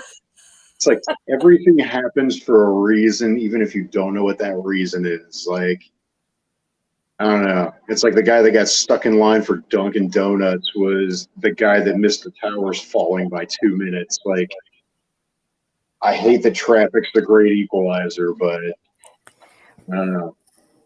All How right. about you, Dorothy? Stuff in traffic. I would rather not be stuck in traffic because I hate. Yeah, I have busy roads. I live right off an expressway that takes me right to work off the expressway. There is number but jag-offs the entire freaking way to work. Like it's Well played. jag-off city. Anyways, okay. So the next question: would you rather have the ability to see 10 minutes in the future or 150 years or 150 years into the future? So 10 minutes or 150 years? So I kind of got to go with the 10 minutes because the 150 years I won't be here. You never know that. Well, that's true. I'm just saying, odd wise. I don't know. That's a good one. It is a great 100, one. 150 years from now, I could be a relic. Like, Yeah. it's like unfreezing Wesley Snipes and Demolition Man or some shit. Honest to God, as soon as you said that, I saw like this warrior with this like, what do they call those when your hair's like a not like a mullet, not mullet, a mullet. So like I could just picture it, and he's like cloth with clothes. I could just picture it. I mean, I could etch a waterfall mullet in there and make it official, but I've never had hair that long.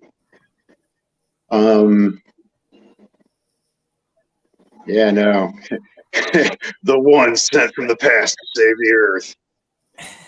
Teach men how to be men again. No. I would take the 100. I would take the 150 years. I know that I would be murdered at some point, but it would be worth it in the meantime. Like teach kids how to juggle chainsaws and get back to basics. Not getting lost in iPads and stuff. Be that crusty old fuck that like gets yelled at by everybody. Yeah, I kind of got to go with you on that, Norm, because 10 minutes, like what's the benefit of knowing what's going to happen in 10 minutes? I mean, I think I can pretty much, I got pretty much clarity on the next 10 minutes anyway. For this, I mean, it's kind of funny. Like if you had it one button and you wasted it on like a job that you didn't know you had, or I'm gonna fuck up this engagement. Let's see what 10 minutes holds. Like, I don't know. oh, see, thought provoking. Would you rather find true love today or win the lottery next year? Oh, lottery. Or Well, that's kind of a loaded question in the sense, well, how much lottery? $50? it doesn't I say. mean, did I stutter? Norm, you need to find the right woman, obviously. Maybe, but I swear it's not just because I'm dealing with divorce every day of my life.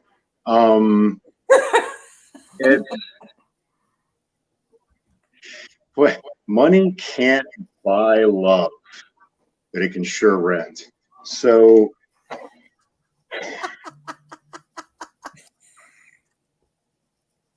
yeah, I'll leave it at that. You're going with love? That's your final answer? Oh yeah, I would take a lottery hands down every day. Wow. I'll be sad in my Ferrari or my $300,000 truck.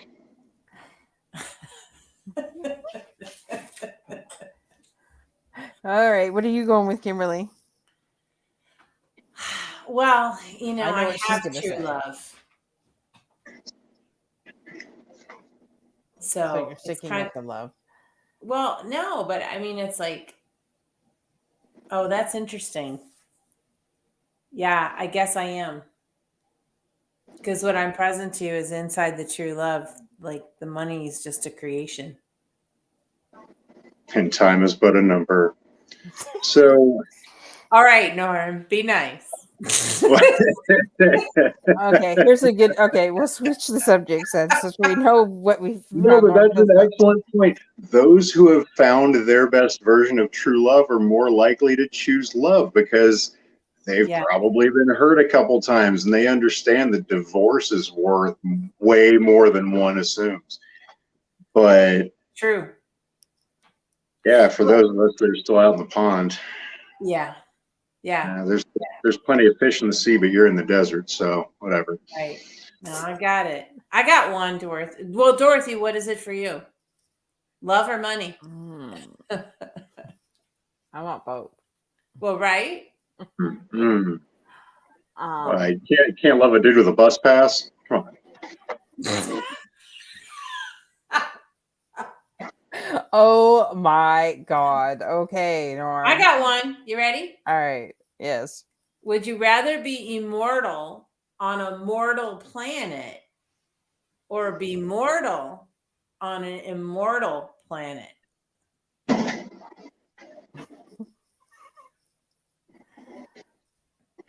Immortal on an immortal planet.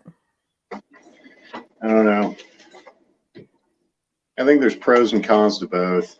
I think that being immortal kind of puts you on that plane of existence like a vampire. Like, you imagine how pissed off old people are when young kids come on and you got to hit each new generation of humans. Like, that's got to wear away on the soul you don't have. But being mortal on an immortal planet, you're an otherworldly being. God, we must protect this one. It is different. It's gonna die. Like, I don't know. You're more likely to have positive outcomes as long as you don't end up in a lab somewhere.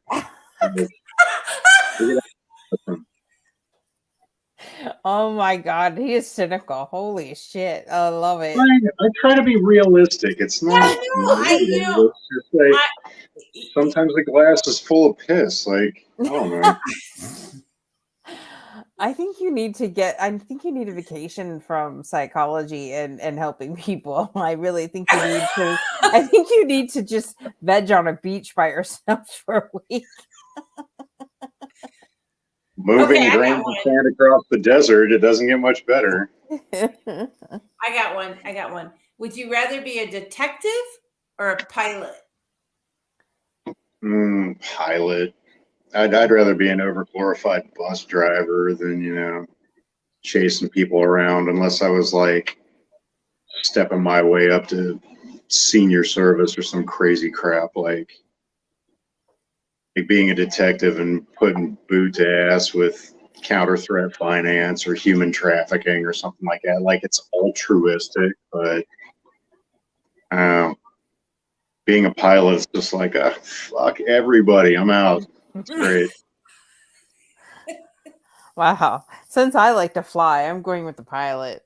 Yeah, I wasn't so much in the fuck everybody, I'm out. As much as it's like, wee, right? Let's fly. Let's definitely fly. All right. Would you rather be in jail for 5 years or in a coma for a decade? Oh, coma. Shit. Oh, for As sure. much as I love, as much as I love fighting people, I would love to see what comes out after 10 years, like putting my body back together and like, Yeah. oh, what's this new world I get to wake up into? Unless it's like Kill Bill and people are sticking their parts inside me while I'm passed out. Oh my God. See, I was going from the, oh yeah, imagine sleeping for 10 years. Wow. Oh, right? That was my first thought. I was like, holy shit, I get to take a break. Like, Yeah. and I get to come out and redo all of my hard work that's come undone over the past decade. It's Right? great. And all the cranial sacral fluids that can, just be restoring the body and, like, wow, I'm sure I would feel like I was 20. No, So yeah, it's like when we joke about like astronauts coming back to Earth with zero muscle fibers, and you have to literally relearn how to walk and like poop again, and it's like, oh, this is gonna hurt, but it's not 5 years of Fight Club. right? Oh, Yeah. Agreed. I got one, Dorothy. all What, right. Dorothy, wait, what's your answer for that one? What was the question?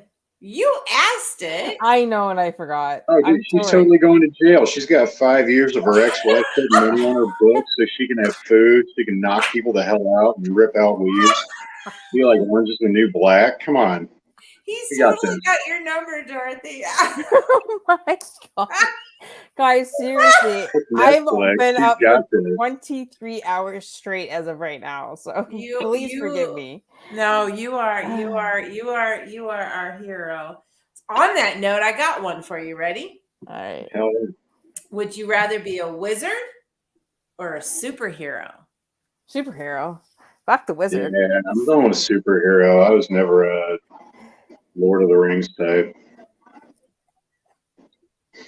Even though I know I'm going to get sued as a superhero nowadays, I would totally rather do that than be a wizard. Because you're right. Like you said, you're talking about being an immortal being. Like being a wizard, maybe it has a time limit. Like there will be a couple decades where like wizards are gay again. We can't do that anymore. Like, you're up there with clowns and child molesters, and it's like, no, you can't be a wizard now. Interesting. Would you rather have a personal maid or a personal chef? Chef. Personal maid sounds fun, but if you can't change them out, that's got to like wear out. What are you doing with your maid, by the way? If you And I didn't say a word. Kimberly, What was the question? Oh, would you rather have a chef or a maid? depends what the maid does, but I'm gonna go with chef.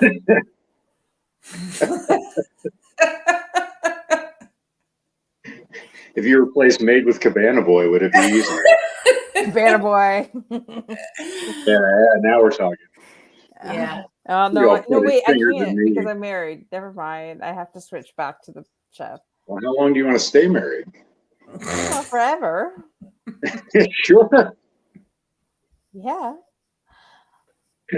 It's forever till one of us dies. Okay. So you aren't going to be waiting on each other up at the pearly gates. You're like, no, it's just on Earth. We're done now. Back in Earth. No. I didn't say on to the next life. Yeah, come I on. said, No, you're till released on I that. said, till death do we part. Death do us part. That's it. And the rings come off. That's right. Anyhow, okay. Do you have one, Kimberly? Sure. Would you rather be the smartest kid at your school or be the best kid at sports in your school? Smartest kid at school. Sports has a shelf life. It sucks getting picked on all the time, but if you have decent people in your world to remind you why it's better to be smart, like chances are you're not going pro. Like everybody thinks that that's what they're doing. Like majority of my kids that came into my practice when I was in Florida, like they all thought they had to be a rapper or a stripper. There was no in between. Like you either made it or you didn't. And it was kind of heartbreaking because I'm sitting there explaining to people how you like go to college and go to a school for commercial music. Like you want to be a rapper, you don't have to do a jail bid. You can really make it. And worst case, have half a business degree to knock it out. But everybody thinks they're going to be the next NBA All-Star. You know, they're going to be like the next person on the cover of Madden. And you're like, no, dude, you're good. But there's a lot of pieces that have to come together here. Like the odds are against you. Yeah. Interesting. Dorothy? What was the question? Would you rather be the smartest kid at your school or be the best kid at sports in your school? Well, you know me, I'm very competitive. And I don't need to be the smartest kid to outwit everybody. So maybe the sports. I really don't care. This one. We've hit the bewitching hour. Yes, we have, haven't we? We have. You're like, I'm done. Ooh, would you rather find a rat in your kitchen or a roach in your bed? Ooh, rat in my kitchen. Yeah, no. I can set my kitchen on fire. I can't like, stuff my kitchen. Yeah, I really don't want a roach crawling up my leg in the bed. No. Like we always joked about, like you come home from the hospital and find bed bugs. You gotta like set your house on fire and rebuild the whole damn thing. Mm-hmm. Funny, my husband says that about a damn spider. So guess who kills the spider in the household? You. Right. Right. Because there's never just one spider, and the spiders are there for a reason. Like they don't show up if there's not food. So one way or another, the animals are finding you for a reason. Like if you find a lizard here, it's because it's eating something else. So good times, great oldies. Awesome.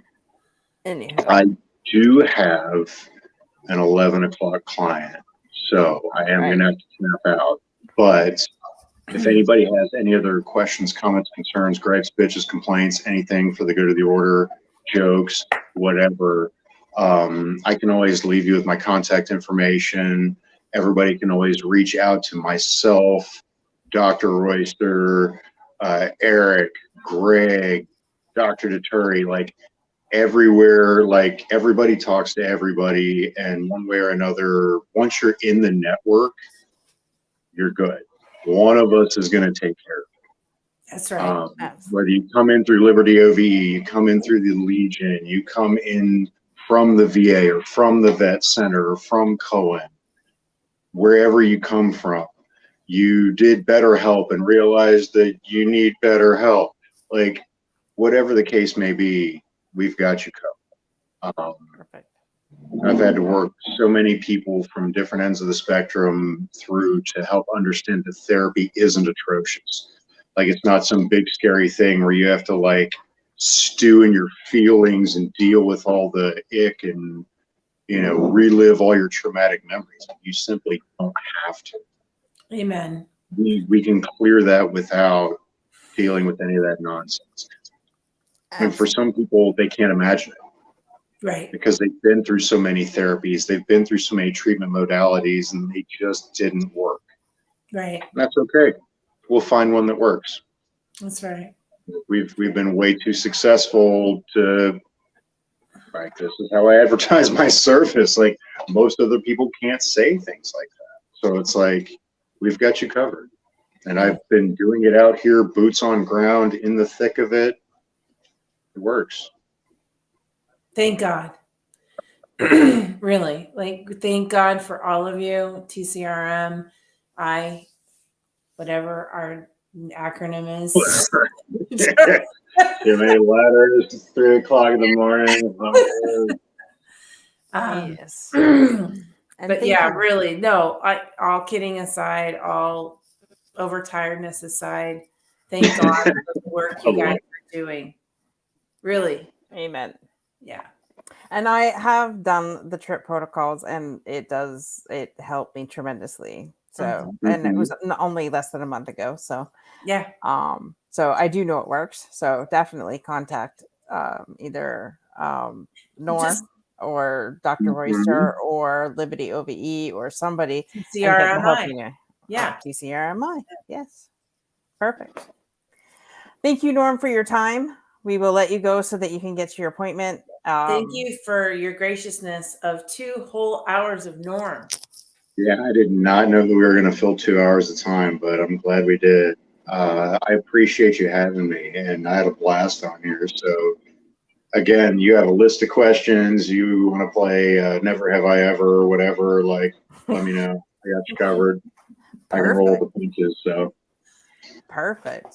I appreciate you all. Yeah, appreciate you right back. Hey, have a good morning. Good luck with the rest of the show. Call me if you need me. Will do. Thanks. Will do. Great to finally meet you, Norm. Yes. Hey, you as well. Okay, so now we're going to get into the last hour of our gig. Oh my God, sister. Oh shit. Well, wait, I have another hour after our hour. Yes, you do, and I'm going to bed. I'm getting you through your. This was supposed to all be Kimberly, but I'm with you, sister, because we're sisters. So. Yes, and I appreciate you. Now we are on the actual. We skipped 10. Now we're at 11 hour. We're at the 11th hour. 11th hour of this amazing. This is a special hour, and how perfect to have the angels on at the 11th hour. At the 11th hour. All divine. All divine. So if you're just tuning in, yes, we are on the 11th hour of the Unstoppable Camaraderie 24-hour fundraiser for heroes, badges, and warriors.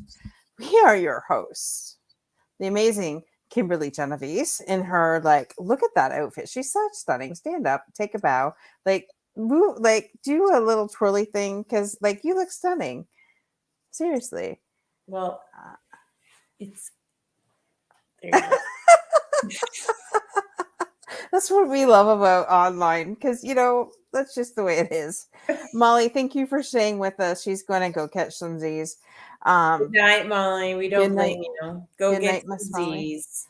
So, I mean, you've heard us talking for the last, like, the whole reason why we do this is because we love our veterans. We all know that Mr. Greg Bicknell started us off back in January this year, you know, coming on our show. And since then, both of our lives have changed completely. Yeah. So this, well, you know, Dorothy, that's, you know, it's a really great opportunity, right, for you and I to kind of share authentically, like, not like we haven't been, right? One of the things that's there for me is to say that I haven't, and I don't know if I've said it at all. I've had a heart, and well, we've talked about this. You know, we've had our hearts have been with the military, probably before we were born, right? Mm-hmm. And I just, you know, I'll never forget. Obviously, none of us will. That January in 2022, right? But I was so profoundly in love with military and wanting to give to military, but it wasn't until boots on the ground with them for 3 months, in, you know, March, April, and May, that I really, really got into their world. Yeah. And realized that, and that's inside our show, Unstoppable Overcomers, and, you know, being able to be boots on the ground, roving reporter, right? For us, that, you know, we can't even, as patriots and, what was the other word you used earlier? Allies, right? Until you've walked, you know, it's like that old adage, until you've walked in the shoe steps, right? In the boots of another, you can't really know what they deal with. Exactly. And, you know, this is all very, very, like, this is not, this is, I mean, we do our kidding and laughter therapy. Really, it's a game changer. These people are literally the salt of the earth. And, the things they deal with so that we can be free is beyond comprehension. So I'm just, beyond blessed and not to be stepped over in this moment, to be in partnership with you and be holding a platform and a stage for them. And even if we give back this much inside of who we're being, in the fundraiser and the tireless hours that we put in, it doesn't even hold a candle to what they've done for us and what they've experienced for us. So inside of the fundraiser, people, please really get it. The commitment is to be the difference. And, if 1 million people donate $1, what we can do with that money and the exponentiality that we can create. So, they don't have to suffer.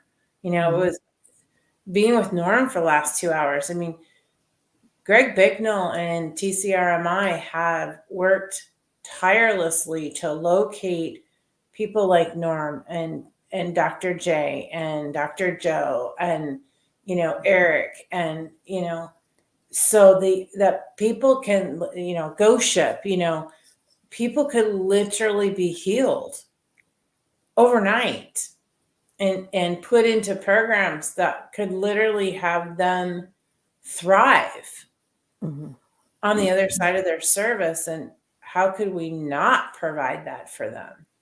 Absolutely. So, and that's why we're doing this, right? Yeah. And that's this fundraiser, like we're in the 11th hour, like we said, and it's going to go till tomorrow at 6 p.m. And we're doing this today. Yes, today, 6 p.m. So not only to bring the awareness of the programs that Camaraderie Rescue Mission has, but the collaborations that, we have set before us here. Right. So there's 2 ways to donate. You can definitely go to tinyurl.com/hope4vets, or you can, if some people do not want to do things online anymore, you could write your check out to Camaraderie Rescue Mission and send it to Mr. Greg Bicknell at 1532 Cordgrass, Lakeland, Florida 33813. We appreciate all donations, and every dollar counts to change lives. With that, we also have 2 extra things going on right now. So Mr. Mark Lee, for those of you that don't know him, he's an executive producer at Pod TV. He has graciously donated, for the first person who donates $500. He had said, well, $500 and I will put a show on my station, a veteran show, and he'll even produce it. That wasn't enough. Mr. Philip Jones come on and said, wait a minute, let's up the ante to $650, and he's going to add the graphics. So the first person to donate $650 and put in the comments that this is what you want, you're going to get your veteran show, you're going to get graphics and it produced, all for the $650. So that's insane, guys. Absolutely insane. Not to mention the fact that each time you donate $100 in $100 increments, your name is going to go into a draw for a 6-month Freedom Boat Club membership. That's freaking insane. That's a $7,500 value, folks. And we will do the draw once 2,222 tickets are sold. So we need your help in doing that. We're going to do, you know what, before my computer crashes, because it's it's almost out of juice here. I'm just going to play a video that Mr. Jeff Knight and I did the other night from Angels 14. So just give me one moment here. All right, folks. I am here today with Jeffrey Knight. And Jeffrey, welcome. Thank you, Dorothy. Appreciate it. Absolutely. So Jeffrey, I know you guys can't make a live spot, and I know you've been on the show before, but I know that you really wanted to come out here and say something. So I'm just going to give you this opportunity to share what's on your heart, and we'll go from there. Hey, truly appreciate it, Dorothy. Yeah. So, Angels 14 is something that was put together by myself and Dave DeQueljo, my co-founder, and we're all about camaraderie, community connection, and that's simply what we're doing. And so we wanted to take the opportunity to I guess do this promo, so to speak, or this setup, however you want to call it. With me, Dorothy, you get me. And we love so, you. We love you, Jeff. So not completely polished, and but that's the beauty of it all. It's all authentic, right? Mm-hmm. And so we wanted to come on and say, hey, we support the Camaraderie Rescue Mission, and we love what they're doing, and we really wanted to support that. So you guys reached out to us, asked us, hey, can we do a live? We can't do it, unfortunately, but hope everybody enjoys this episode that's going to air from Unstoppable Overcomers when we were on the show, which we truly appreciate. And please, if you can find it in your heart, give to the Camaraderie Rescue Mission. It's a great organization, and it helps veterans, which we're all about. So appreciate you. Always love and respect. Thank you so much, Jeff. And on that note, I do want to reciprocate. And for anybody that is a veteran or a veteran ally, Fridays at noon Eastern, Angels 14 has a camaraderie call, or we call it the Dave Show, whatever you want to call it. But it's all about, the camaraderie, the connecting, and the sustaining our relationships. And I personally have been on there several times, and I know our founder Greg Bicknell has been on several times as well. So definitely, if you are a veteran or you're an ally, or just have a heart to help our veterans, definitely, that hour that we have on Fridays is critical to your week. It's a bunch of amazing men and women that just get together and share our hearts and help each of our brothers and sisters out.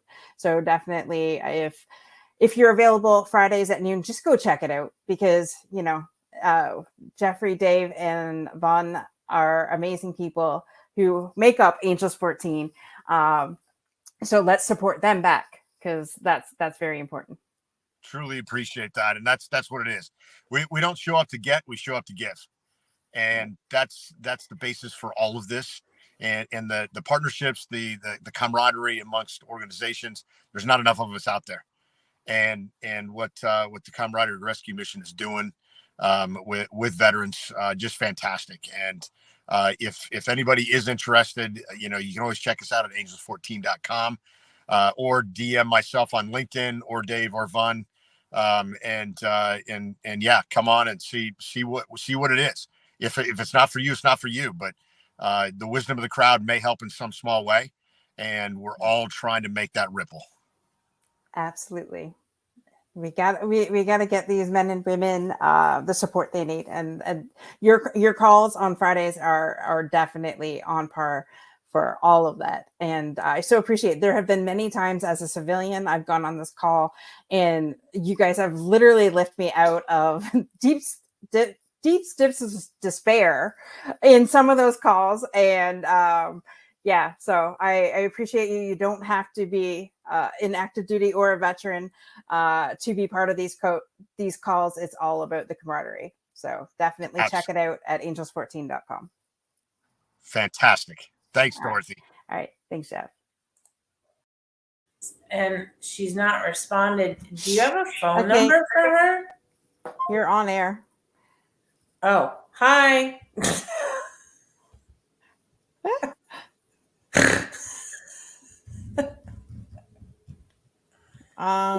Why is that not?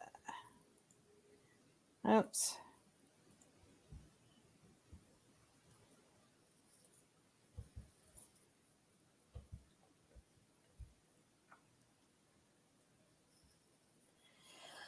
Okay, hold on. What is going on?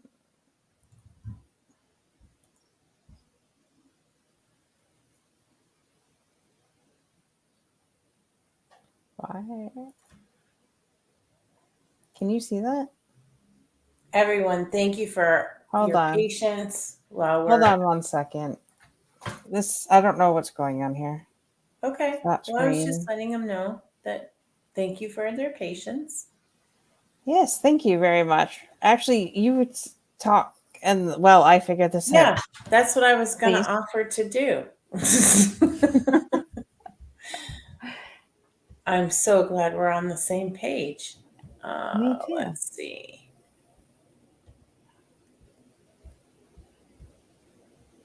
Alrighty, here we go.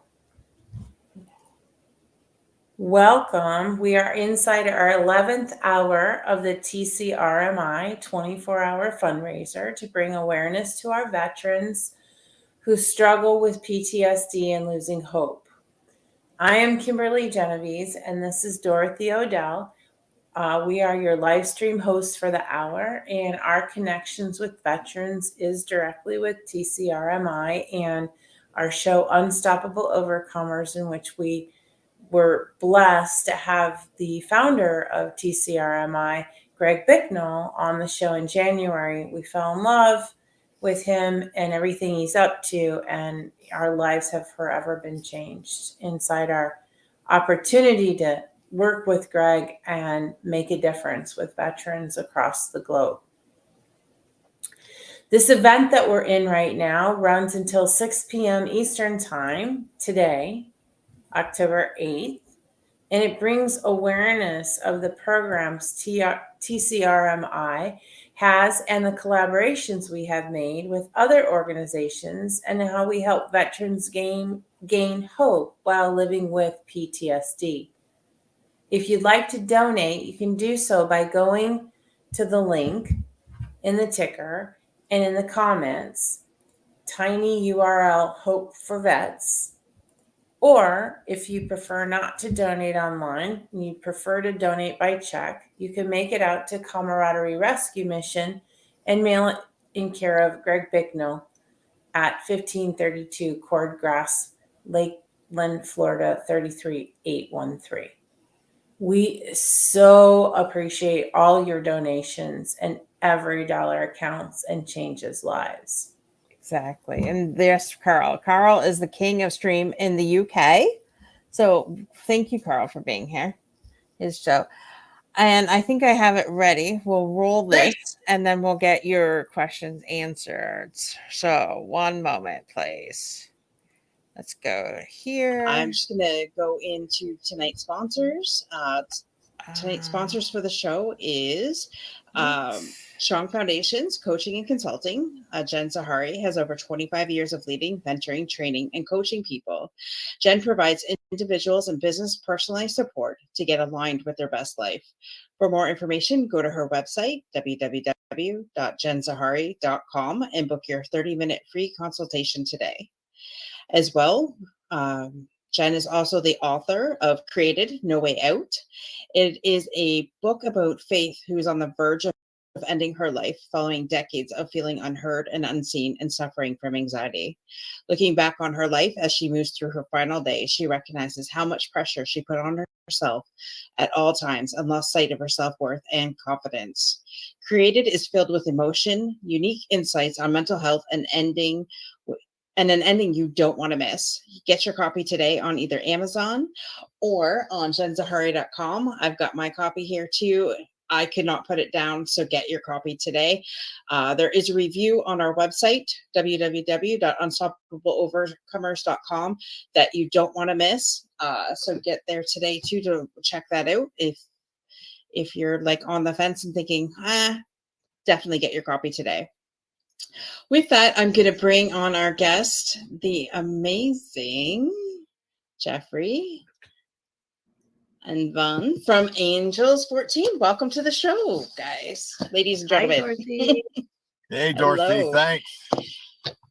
Thank you. I am super excited. Normally we have like one guest at a time, but we have an amazing, well, it'll be trio by the end of the show. But first of all, just tell us each individually who you are, a little bit about your background, and then we'll get into how Angels 14 was put together. So we'll start with ladies first. Yes. Great. Thank you, Dorothy. So I'm Vun. I'm the founder of a company called Work Smart, where I do team and leadership development all through the lens of what I call creative integration, which basically means I do everything through creativity, play, and experiences, shared experiences.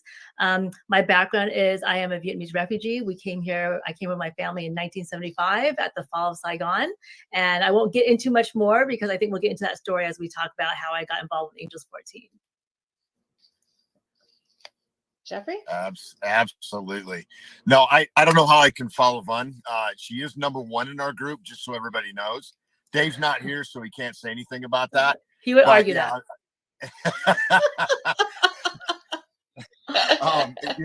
So I'm a 28-year Army veteran, retired in 2015, and kind of been on the civilian journey ever since.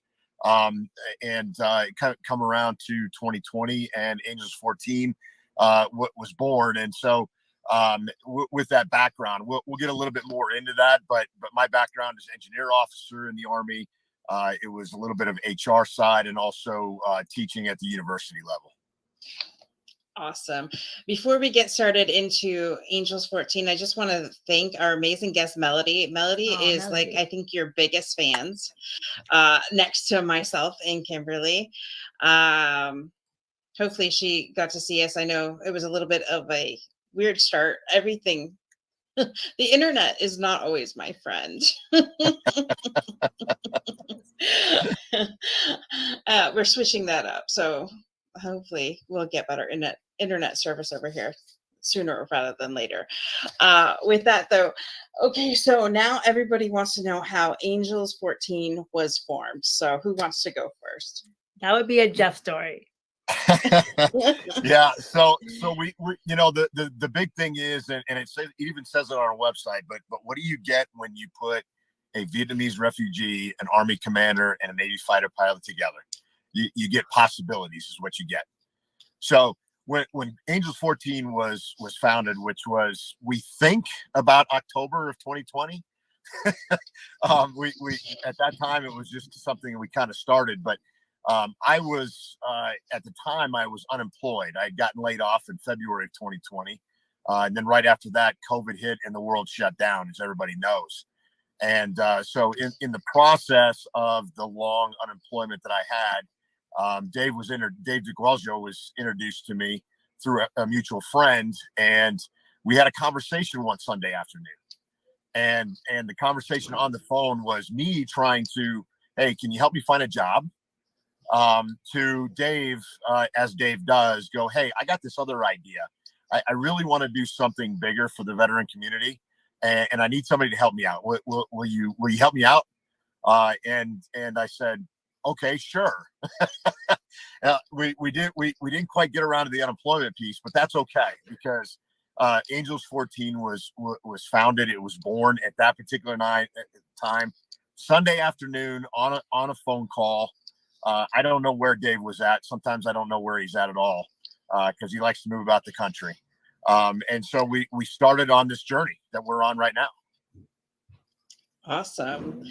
And so I love when we first connected that you told Dave a little bit about Dave's story. Now, Dave hopefully will join us closer to the end of the show. But if you want to just tell us why Angels 14 was formed. Yeah, so Dave's got quite the story, and I don't want to tell that story. I would love for him to tell it, or briefly anyway. But long story short, Dave was homeless at one time, and was medically retired, if I got that correct, from the Navy, after having to eject inverted from his F-14. And so he went down the path of darkness quite a bit, was homeless for a couple of years, and then came back strong. But his desire to make a bigger impact out there in the veteran community is primarily where it started and why it started. And both of us have that desire to figure out a way to end veteran suicide. And that was really the impetus for Angels 14. Trying to figure out, hey, what can we do to try and help? And that's really what it's all about. Right. So, Bun, where did you come in to all this after they had their coffee shop chat? So I think they had been running these Angels 14 shows for about a month and a half. And I met Jeff on another veteran group call run by Sarah Carell, Power of Our Story. They meet on Fridays around 11. And I hopped on that call. Jeff was there sharing his story, and he had mentioned Angels 14. And you know, what else were we doing back then but trying to find, you know, people to hang out on Zoom with, right? Exactly. So he invited me on. He invited all of us who were on Sarah's call to the Angels 14 group, and we connected on LinkedIn right afterwards. And I told him I'd like to join, but I knew it was like a group for veterans to support each other, veterans and allies to support each other, but I wasn't quite sure what it was at all. So I came in hesitant, and I wrote you, right, Jeff? I said I wanted to come on the call, but I'm going to be cameras off and I won't talk. I was like, I want to make that clear right away. So I got on that Friday, and within minutes, my camera was on and I was participating. And there's, I don't know how to describe it, but there's just a sense of everyone's welcome, right? There's a sense of belonging that's created. Everyone's welcome. It's a friendly crowd, and there's a lot to contribute to. Like people are so open in how they give and how they ask for what they need that there's no hiding and there's no desire to hide. Right. And I love that. And I have not been able to get on a Friday call yet. I plan on it. I truly do. Because that Friday call is open to civilians and veterans, correct? Absolutely. It's for allies and veterans. Yeah. And I just kept coming back just to kind of complete the circle on that. So I kept coming back. And one day, out of nowhere, I was about to get on a canoe to go on this 3-day canoeing trip. And I'm like, and Dave kept calling me, like, what could Dave want? And I was literally about 10 minutes to get on this canoe, like, I'm going to answer the call. And he's like, I told him that I was about to get on a canoe. He's like, okay, I just need a couple of seconds of your time. Will you join the Angels 14 leadership team? And it was one of those things where it's like, anything you need, Dave, once I get off this canoe, I'll be there. Similar to what Jeff experienced, right? You just get sucked into this excitement of, you know, Dave's coming from a good place. He wants to do good in the world, and you just want to be a part of it. And it's been great ever since. It's just been a really nice flow. I love that. And we have had a veteran series and first responder series going now for pretty much the month of April, and we're continuing on in May. And it just seems like every time I connect with somebody, they're like a veteran or a first responder, and getting the word out and to end, definitely to end suicide with our veterans, you know. And I forget what the stats were. Pardon me, I should have looked it up, but I think one of my other veterans had said it was like one a day or more. And it's like, we need to end it. 22. 22 a day? Yes. Oh my gosh. Okay. 22 a day. Wow.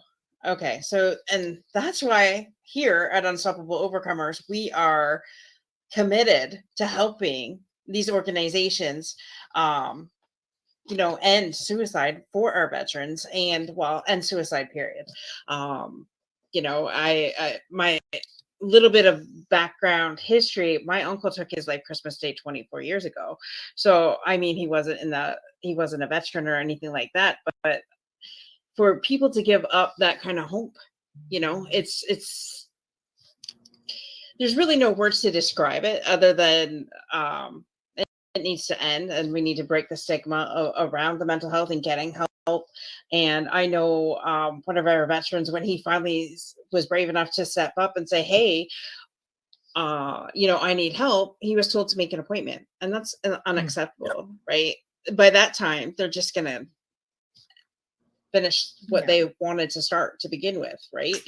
And we're so thankful that there's organizations like yourself and that help these veterans and allies and come together and break the stigma and allow them to have those conversations, so that their life is spared and that they're here, right? Mm-hmm. Absolutely. Yeah, Dorothy, and you bring up a good point. So I guess the official statistic, if you will, is 22 a day. which is for any population, that's horrible. And so we invite everyone, because it's not just veterans that need that help. Going back to your point and your uncle, it's everybody that does. And so when we started out, we didn't know what the hell we were doing. Let's put it that way. As a matter of fact, I don't think we still know what the hell we're doing. But Vaughn helps us focus a little bit, or at least Dave. But that's really what it comes down to, and providing the space for camaraderie, community, and connection, which is really what we're all about. And out of that comes belonging, and a sense of hey, I can be here in the Angels 14 Zoom room or Zoom, whatever it is, and be myself. I don't need to have any pretenses.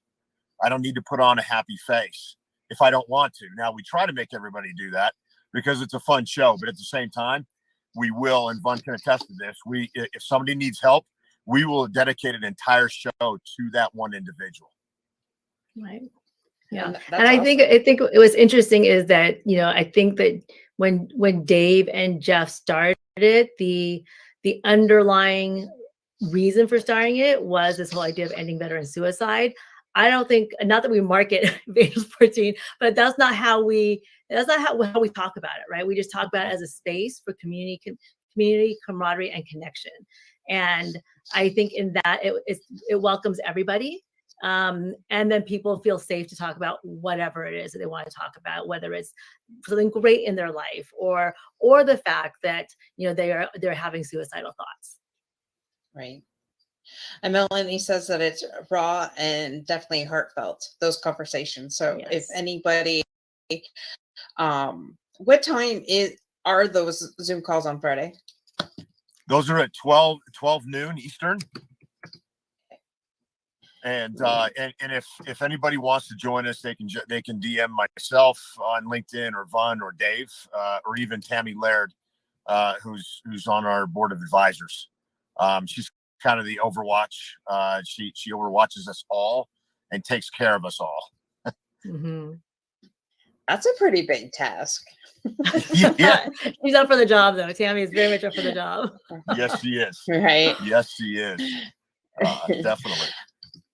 So in the comments, I did put noon Eastern on Fridays, and in the show notes, I have put everybody's connections, like how to get in touch with you guys. So please feel free to reach out. The Jeffrey, Bun, and Dave's information are in the show notes. I just love this computer. You can't see it, but I can see it. There's something going on the side and it's driving me crazy. Anyways, so what appealed to me too, though, is when I first talked to you, Jeff, you had said that Angels 14 has, it's like, I'm not going to say like a 14-step process, but tell us a little bit about, because it was like that whole grid of the 14 things that you guys go through. Yeah. So those are the 14 leadership disciplines. And I wish I could recite them off the top of my head. But Dave will get all on me about that. But joy and acceptance and intuition and wisdom are all a part of that. And so those are the basis for our shows that we do. And so not only do we have that, hey, what's the best part of your week? What's going on? Do you need any help? That's a part of it. But the other part of our show that we factor in there is that we want to create more leaders. And we use the 14 leadership disciplines for that. And they're powerful because they don't talk about that, hey, you need to be technically savvy here. You don't need to have this particular business acumen. They're all values. And when all of us are guided by values. And when we're guided by values and we're paying attention to them, that makes us a better leader. Vaughn, I would love for you to jump in and talk about these as well. Sure. So again, it's one of those things where when I first jumped on, I didn't know that our call was based on these 14 leadership disciplines. It's just the show just is, what do we call it, Jeff? Organized chaos, or is it unorganized chaos? Perfectly imperfect. Perfectly imperfect Love chaos. Yes. But the whole idea is like Dave came up with these. Again, you'll have to ask him the origin story of the 14 leadership disciplines, but they're incredible disciplines to follow in terms of like, if you're in a leadership role, these are great values to live by. If you're not in a leadership role, that you can still lead yourself. You can still lead other people using these disciplines. So oftentimes we will lead the call with what today we're going to talk about, the discipline of courage or the discipline of acceptance, and share a little bit about what that means to each of us. And this kind of gets into this idea, like we might come in with a topic, but then we have no idea what's going to happen because it's always someone different on the call. And we love to talk about the wisdom of the crowd, right? The wisdom of the crowd. If someone needs something, if we bring up any topic, it's amazing. Melly's a great example. She'll raise her little Zoom hand and then just spill out all this wisdom. I'm trying to take copious notes. It's a leadership call in that sense too. It's not just, we may say like, okay, we're going to talk about the leadership of discipline of trust today, but then stories come out of it, lessons come out of it. And it's not from us that the lessons come, it's from the people on the call. 100%. I love that. I love that. And with each of your backgrounds, you're definitely born leaders. Definitely just looking at both your bios and things like that. So definitely when somebody says, oh, well, in your jobs, the greater the leader, the better the group, right, is basically how it goes. And sometimes in organizations, that's not how it is. But definitely with the three of you and your backgrounds, you guys are definitely top leaders within your field. So definitely a huge kudos to everybody leading by example. Melody says she takes lots of notes. Melody's our resident writer, and Dave's also given her the call sign Flamingo because of the pink room she calls from every week. Yes. Yeah, and another shout out to Melody too is on our website, angels14.com. In the blog, there is a article by Melody on camaraderie, community, connection. And if you get a chance, definitely check it out because she can write some words. Let me tell you. That she can. She is amazing. And also, I think it's Tuesday, she does a shout out to different veterans organizations and first responders. So definitely make sure that you are following Melody if you haven't already, because she does an amazing job getting the word out about different veterans organizations, different first responder organizations. So you're so welcome, Melody. She's been a huge help to us here at Unstoppable Overcomers because she'll go like, you really need to have these people on your show. You really need to have these people on your show. And unfortunately, the one she wanted us to team you up with a band. And forgive me, I can't remember. I think I know. I don't know the name of it. Do you know, Jeff? Death Punch? Five finger Death Punch. Yeah, Five Finger Death Punch. So if Five Finger Death Punch is watching, dude, Jeff has gone out to you. I've contacted the head singer. Man, this would have been, this is an amazing show to begin with. But Melody thinks that lives would be saved by putting Angels 14 and Five Finger Death Punch on the same show. So let's make it happen. Yeah. Absolutely. One of my favorite bands besides Slipknot. But yeah, absolutely. We're still trying to do that. I've gone as far too as to reach out to the guitarist from Tesla, as well as Brad Gillis on LinkedIn from Night Ranger. So we're trying to generate this, this whole thing around it because the more exposure, it's not necessarily exposure for us, it's exposure for Angels 14 and what we're trying to do. Because the more people we can impact, the better off we are. And Dave and I from the very beginning said, hey, if we have an impact on just one life, then it's going to be well worth it. I think we've proven out the concept. I think we've helped. I hope we have. The people they keep coming back. So like Vaughn, You know, and by the way, I want to make sure that Dorothy, I'm sure you have that question in there somewhere, but hearing Vun's story is so impactful and it's fantastic. And so somewhere in there, if we can have her tell that, that'd be awesome. Well, let's hear it now. Okay, nice to see you up there, Jeff.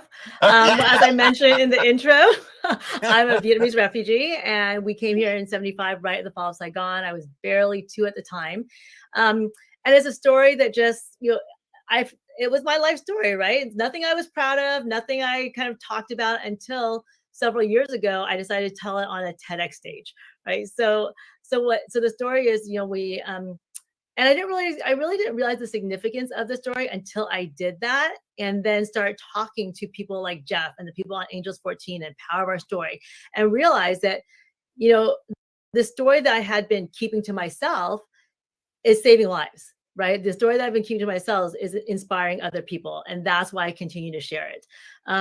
So when we first came here from Vietnam, it was the fall of Saigon, the last day that the U.S. troops were leaving, and they worked as hard as they could to get as many of us out as possible. And my dad was a colonel in the South Vietnamese Air Force, so we lived on the Air Force base. So fortunately, we were able to get out that day as a full family. We ended up at Camp Pendleton Marine Base in San Diego, which was our first home. And these Marines had a total of maybe 36 hours to prepare for 18,000 refugees to show up. And they built tents. They started a school, which I joked that I got kicked out of for fighting at 2 years old. That's why the Marines on Angels 14, you're like, you're one of us. And just like the stories I hear from my mom of the kindness we were shown by the U.S. military and the Marines, and how much care they gave us, right? They did clearly the things they had to do: feed us, house us, clothe us. But they brought in probably wasn't the bands you're talking about, Jeff, but they brought in musicians to play music for us. They played ball with us. They had that little school for us. So that was the start, and that's why we have like so much respect, and it's so important for me to give back to the veteran community. There's one story I heard a while back. I read this where a young girl at 14, probably at the time, when she got off the bus at Camp Pendleton, a Marine came up to her and in Vietnamese said to her, "Welcome to your new country. I hope you feel safe here." Right. Oh, and wow. You know, and that is just so beautiful chills. And powerful, especially knowing what Vietnam veterans came back to.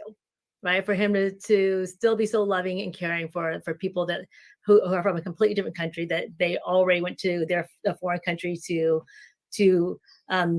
try to fight for their freedom, and then to be so welcoming once we were here. So then after that, we were transferred to a refugee integration center up in Northern California. It was the first civilian-run refugee integration center, but started by a military, I think, and someone in the Army, like a retired Army commander or something. I have to look that up just to make sure. And that's where another part of our story started, where, you know, we had lost everything. Like, we came here with not even one suitcase, and we had lost everything. And at this integration center, they wanted to train the adults to have a career. So there was one volunteer there named Tippi Hedren. I don't know if anyone, that name's familiar to anyone, but she was a famous Hollywood movie star. Her starring role was in Alfred Hitchcock's movie The Birds, and she was responsible for finding a career for the women at the camp. So she started a program that made typing and sewing available, because those are careers that were fairly easy to get into. And, you know, my mom and 19 other women signed up for these classes. But Tippi had these long red manicured nails that they were obsessed with. And they just couldn't stop being curious about these long red manicured nails. And can you imagine being a Hollywood movie star, helping these women? How would you even have time to recognize that as a potential anything, right? Instead of dismissing that curiosity, Tippi's like, okay, let's look into that. Let's see if we get these women licensed and trained as manicurists.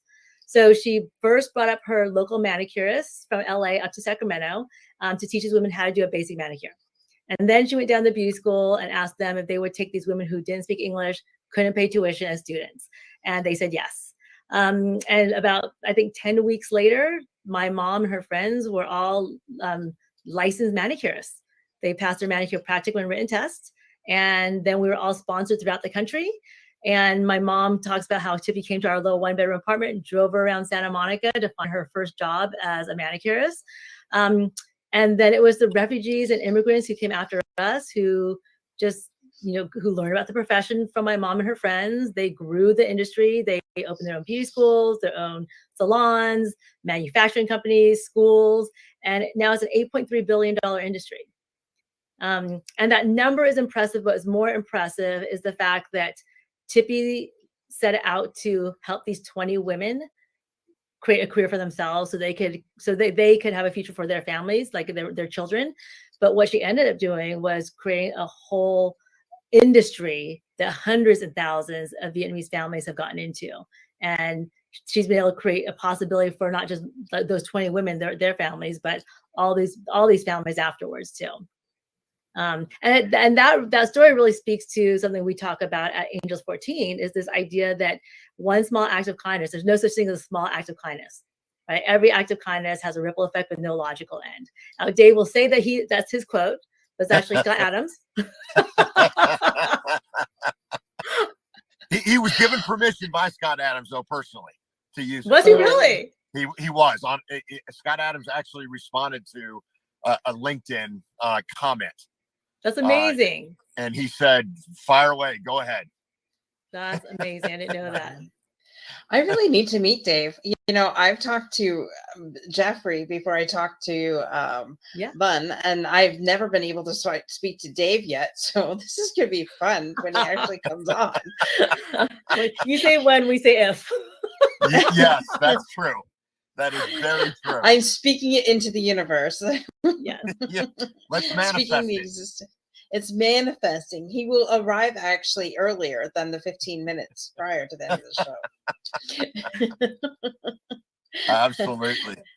Absolutely. And that is such an incredible story, Bun. And actually, I did get a chance to to watch your TED Talk. Yeah, you had mentioned that. Janet Wiswati actually sent it to me. Okay. And I was just like, wow, that was so powerful. And I can't even imagine,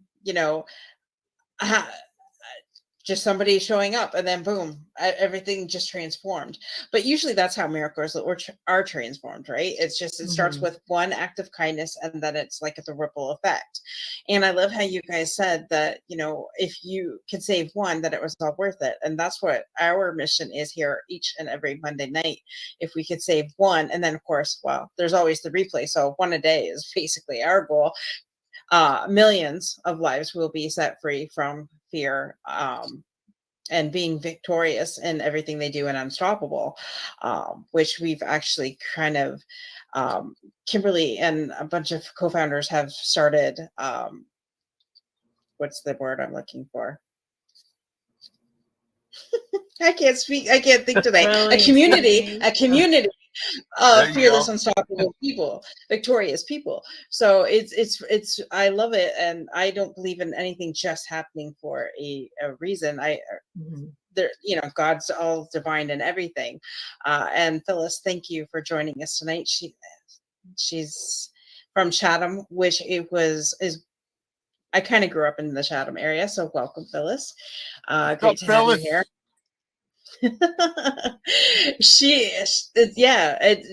This is her first time on, so you guys were drawing and attracting the right people. So there you go. Awesome. So Jeffrey, tell us more about your story. Bun shared her story, so tell us a little bit more about you. So it's really funny. I mean, I when I take a look at it, a lot of people ask me that. They say, "What's your story?" Everybody has one. I just don't have a big one like Vun does or like Dave does. Right. But in my own little world, no, I mean, you know what I mean? Like, oh, everybody goes, oh, wow. But I mean, I was raised by a single mother, up until she remarried. And I always like to say that. I mean, I grew up a part of my life in a trailer park. And so, that allows me to make white trash jokes, because that's where I was at. No offense to any of that, but because that's where I was. But being able to, you know, I saw a mother that was a single mother of 3. She was on welfare. She was working full time, and she was putting herself through anesthesia school. And she did all of those things. So a lot of my basis for who I am comes from watching that resilience. And then, you know, from my military journey and joining the National Guard right out of high school, because simply I didn't have any money for school.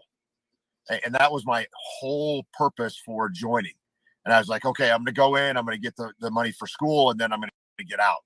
Well, there it was 28 years later, and I was retiring. So, you know, and many different things over that time frame. And, you know, part of my story, I can't do it without my family. You know, been married for 28 years, almost 29 this year. And, you know, my wife went through all of that with me. And so, you know, while I don't have this, you know, I mean, there's pockets of things in there, of things that I went through. We have to remember, and that's a part of the beauty of Angels 14 as well, is that everybody has a story, big or small, that can affect somebody else. And that's exactly what it does. And so, you know, we always say it on there too, is that we are not alone. We are not alone in our journey in life, and nor can we be.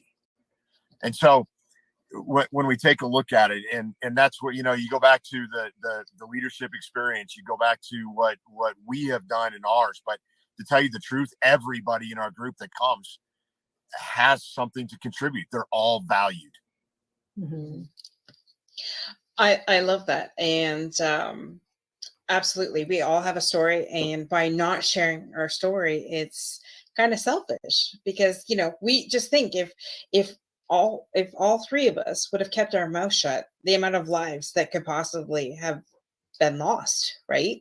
And I had this coach, and never forget, 2 years ago in July, she says, you need to go live every day, and that thing that you don't want to talk about, that's what you need to talk about. And I'm like, well, there's no way in hell. And she goes, do you want to save lives? Do you want people to see you? And if you do, then, you know, then you share. And she says, by not opening your mouth, it's actually selfish, because we're all attached to different people. And if that person doesn't hear your story or what needs to be said that day, they could be potentially lost. And I was just like, since that day forward, it's like, I'm not afraid to share or afraid to say what needs to be said. And think nothing of just picking up my phone. And if God has a message that he's like drilling into me that the world needs to hear, it's heard, you know, it's out there. And not too many people can do that. So kudos to you guys, you know, for sharing your story, being out there, for the world to hear it and to get that one, you know, Right. that one And a just day. Like, and just for the people who are out there who are not, you know, being visible and telling their story. I don't know about you, Jeff, but this when I first started, it was not comfortable for me. I had to learn to be comfortable sharing this story. I think for me, what got me to do it was a selfish reason, right? I own my own business. I want to do a TEDx talk. And that was the only reason I shared my story. And it wasn't until, like, as I mentioned, I would hear feedback and about what the impact my story made that I realized, like, wow, this was not for me at all. It's for everyone else. So if you're out there listening to this and you don't want to tell your story, you're uncomfortable. We all started off very uncomfortable, right? You will start off being uncomfortable, and the more you tell it, the more comfortable you'll get. And that when you feel the impact of what you're saying and see how it impacts other people, that's when you're not only going to want to share it, you're going to feel the need to. absolutely. So good, Vaughn. So good. Yeah, absolutely. And that's a part of it, right? It's the being uncomfortable. We have to get out of our comfort zone in order to grow. And if we do that together, okay, for one, it's a little bit easier, but you also have to take that first step. That's all it takes, is that first step in getting out there. I am not a TEDx speaker. Okay. And you could be. You know, thank you, Vaughn. But at the same time, when you boil it down to emotion, and you boil it down to do you want to, you said it, Dorothy, it's selfish in a way when you don't share that story, because I don't care what you've been through. I don't care if you determine that it's just minor. Okay. And this is something I've constantly got to work on, because there's Vaughn and Dave and all these other veterans that I know that have these just huge stories. And then so I kind of sink in, and I go, I really don't have that. So how would anybody learn from me? But we have to take the steps in order to do that, because one situation for somebody is that was huge. Okay. For them, it's relevant to them. That means somebody else has gone through it as well. Exactly. And right now, Jeffrey, there's a single mom out there that is pulling her hair out, ready to give up hope, and thinking, how the hell am I going to do this? I have 1 to 3 kids. I don't know how I'm going to support them. I don't know how they're going to turn out right. And by you just sharing your story, hello. Beautiful. You were, 28 years you've been married. That deserves a gold medal. You were in, you were Commander in the in U.S. Army, 28 years, a lieutenant. Not too many people can say that. Lieutenant Colonel. Not that I'm really picky, but you know what? And that's the one reason why I love veterans, because they will tell you exactly how you didn't get it right, their ranking. And that's why I'm almost afraid to and okay, so no, seriously, I talked to somebody who was in the Navy. So I mistakenly connected him with somebody else and said, to me, when I think of Navy, I think of Navy SEAL. No, not so. Not everybody is a Navy SEAL. So when he corrected me, I felt like this high, but I'm like, okay, correction. And you can't say but for me, when I think of somebody that's been of service, I think military covers it all. That's not so either. I've learned that the last 2 months too. Don't call an Army guy Navy for sure. No. Exactly. And the only reason I did correct you on that is because when you're a lieutenant, you basically, that has a bad connotation to it. So you're a butter bar is what they call you. And so you don't know shit as a lieutenant. So, and if I was still a lieutenant at 28 years, there was something wrong. I love that you did correct me, because I want it right. Yeah, and I don't get caught up in the rank. I never have. But so that was just really only for clarification. That's it.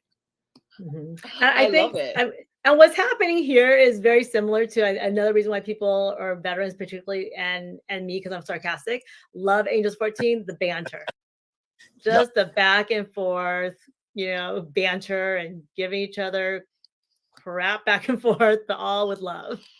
I don't think I've met a veteran yet that can't dish it. Like, I honestly have not met a veteran yet that is not like that. And it's fun. I love that, because that's who I am. And that's probably why I'm attracted to the veterans and the first responders, because this is how you guys are. And I think some of that is like the fun loving, carefree, because you guys went through hell. Now you're on the other side. You've seen different things that other people have never seen and probably never want to see. And here you are on the other side. And sometimes having that is a form of, making sure that you get through something, right? Because I use humor and sarcasm sometimes to get through a situation. That's just me, though. I could be wrong, but you could not be more right in this, because that we use in the veteran community, the first responder, I think people in general, when we can find humor in any situation, it continues to bond us. So a lot of times we'll say, hey, this sucks. We got to embrace the suck. Right. Yeah. And so in order to do that, we've got to crack jokes. We got to give each other crap in order just to get through it. But a part of that embracing the suck is that when you do that, you bond. So after it's over with and you make it through whatever that crucible that is, you're that much tighter as a team, and you have something that, hey, and that's where war stories come in. That's why we all love to tell war stories. And so, you know, and some are different than others. Some don't talk about it unless they're in a veteran group. Yeah. And so, Right. so you couldn't be more right, Dorothy. Well, and I just got something like to my core when you said that. It was just like, there have been the things that I've seen and the things that I've been through in the last 45 years, has put me into a different position that I could definitely identify with some of what you like. You don't have to be a veteran to experience trauma and things like that. So being on that level playing.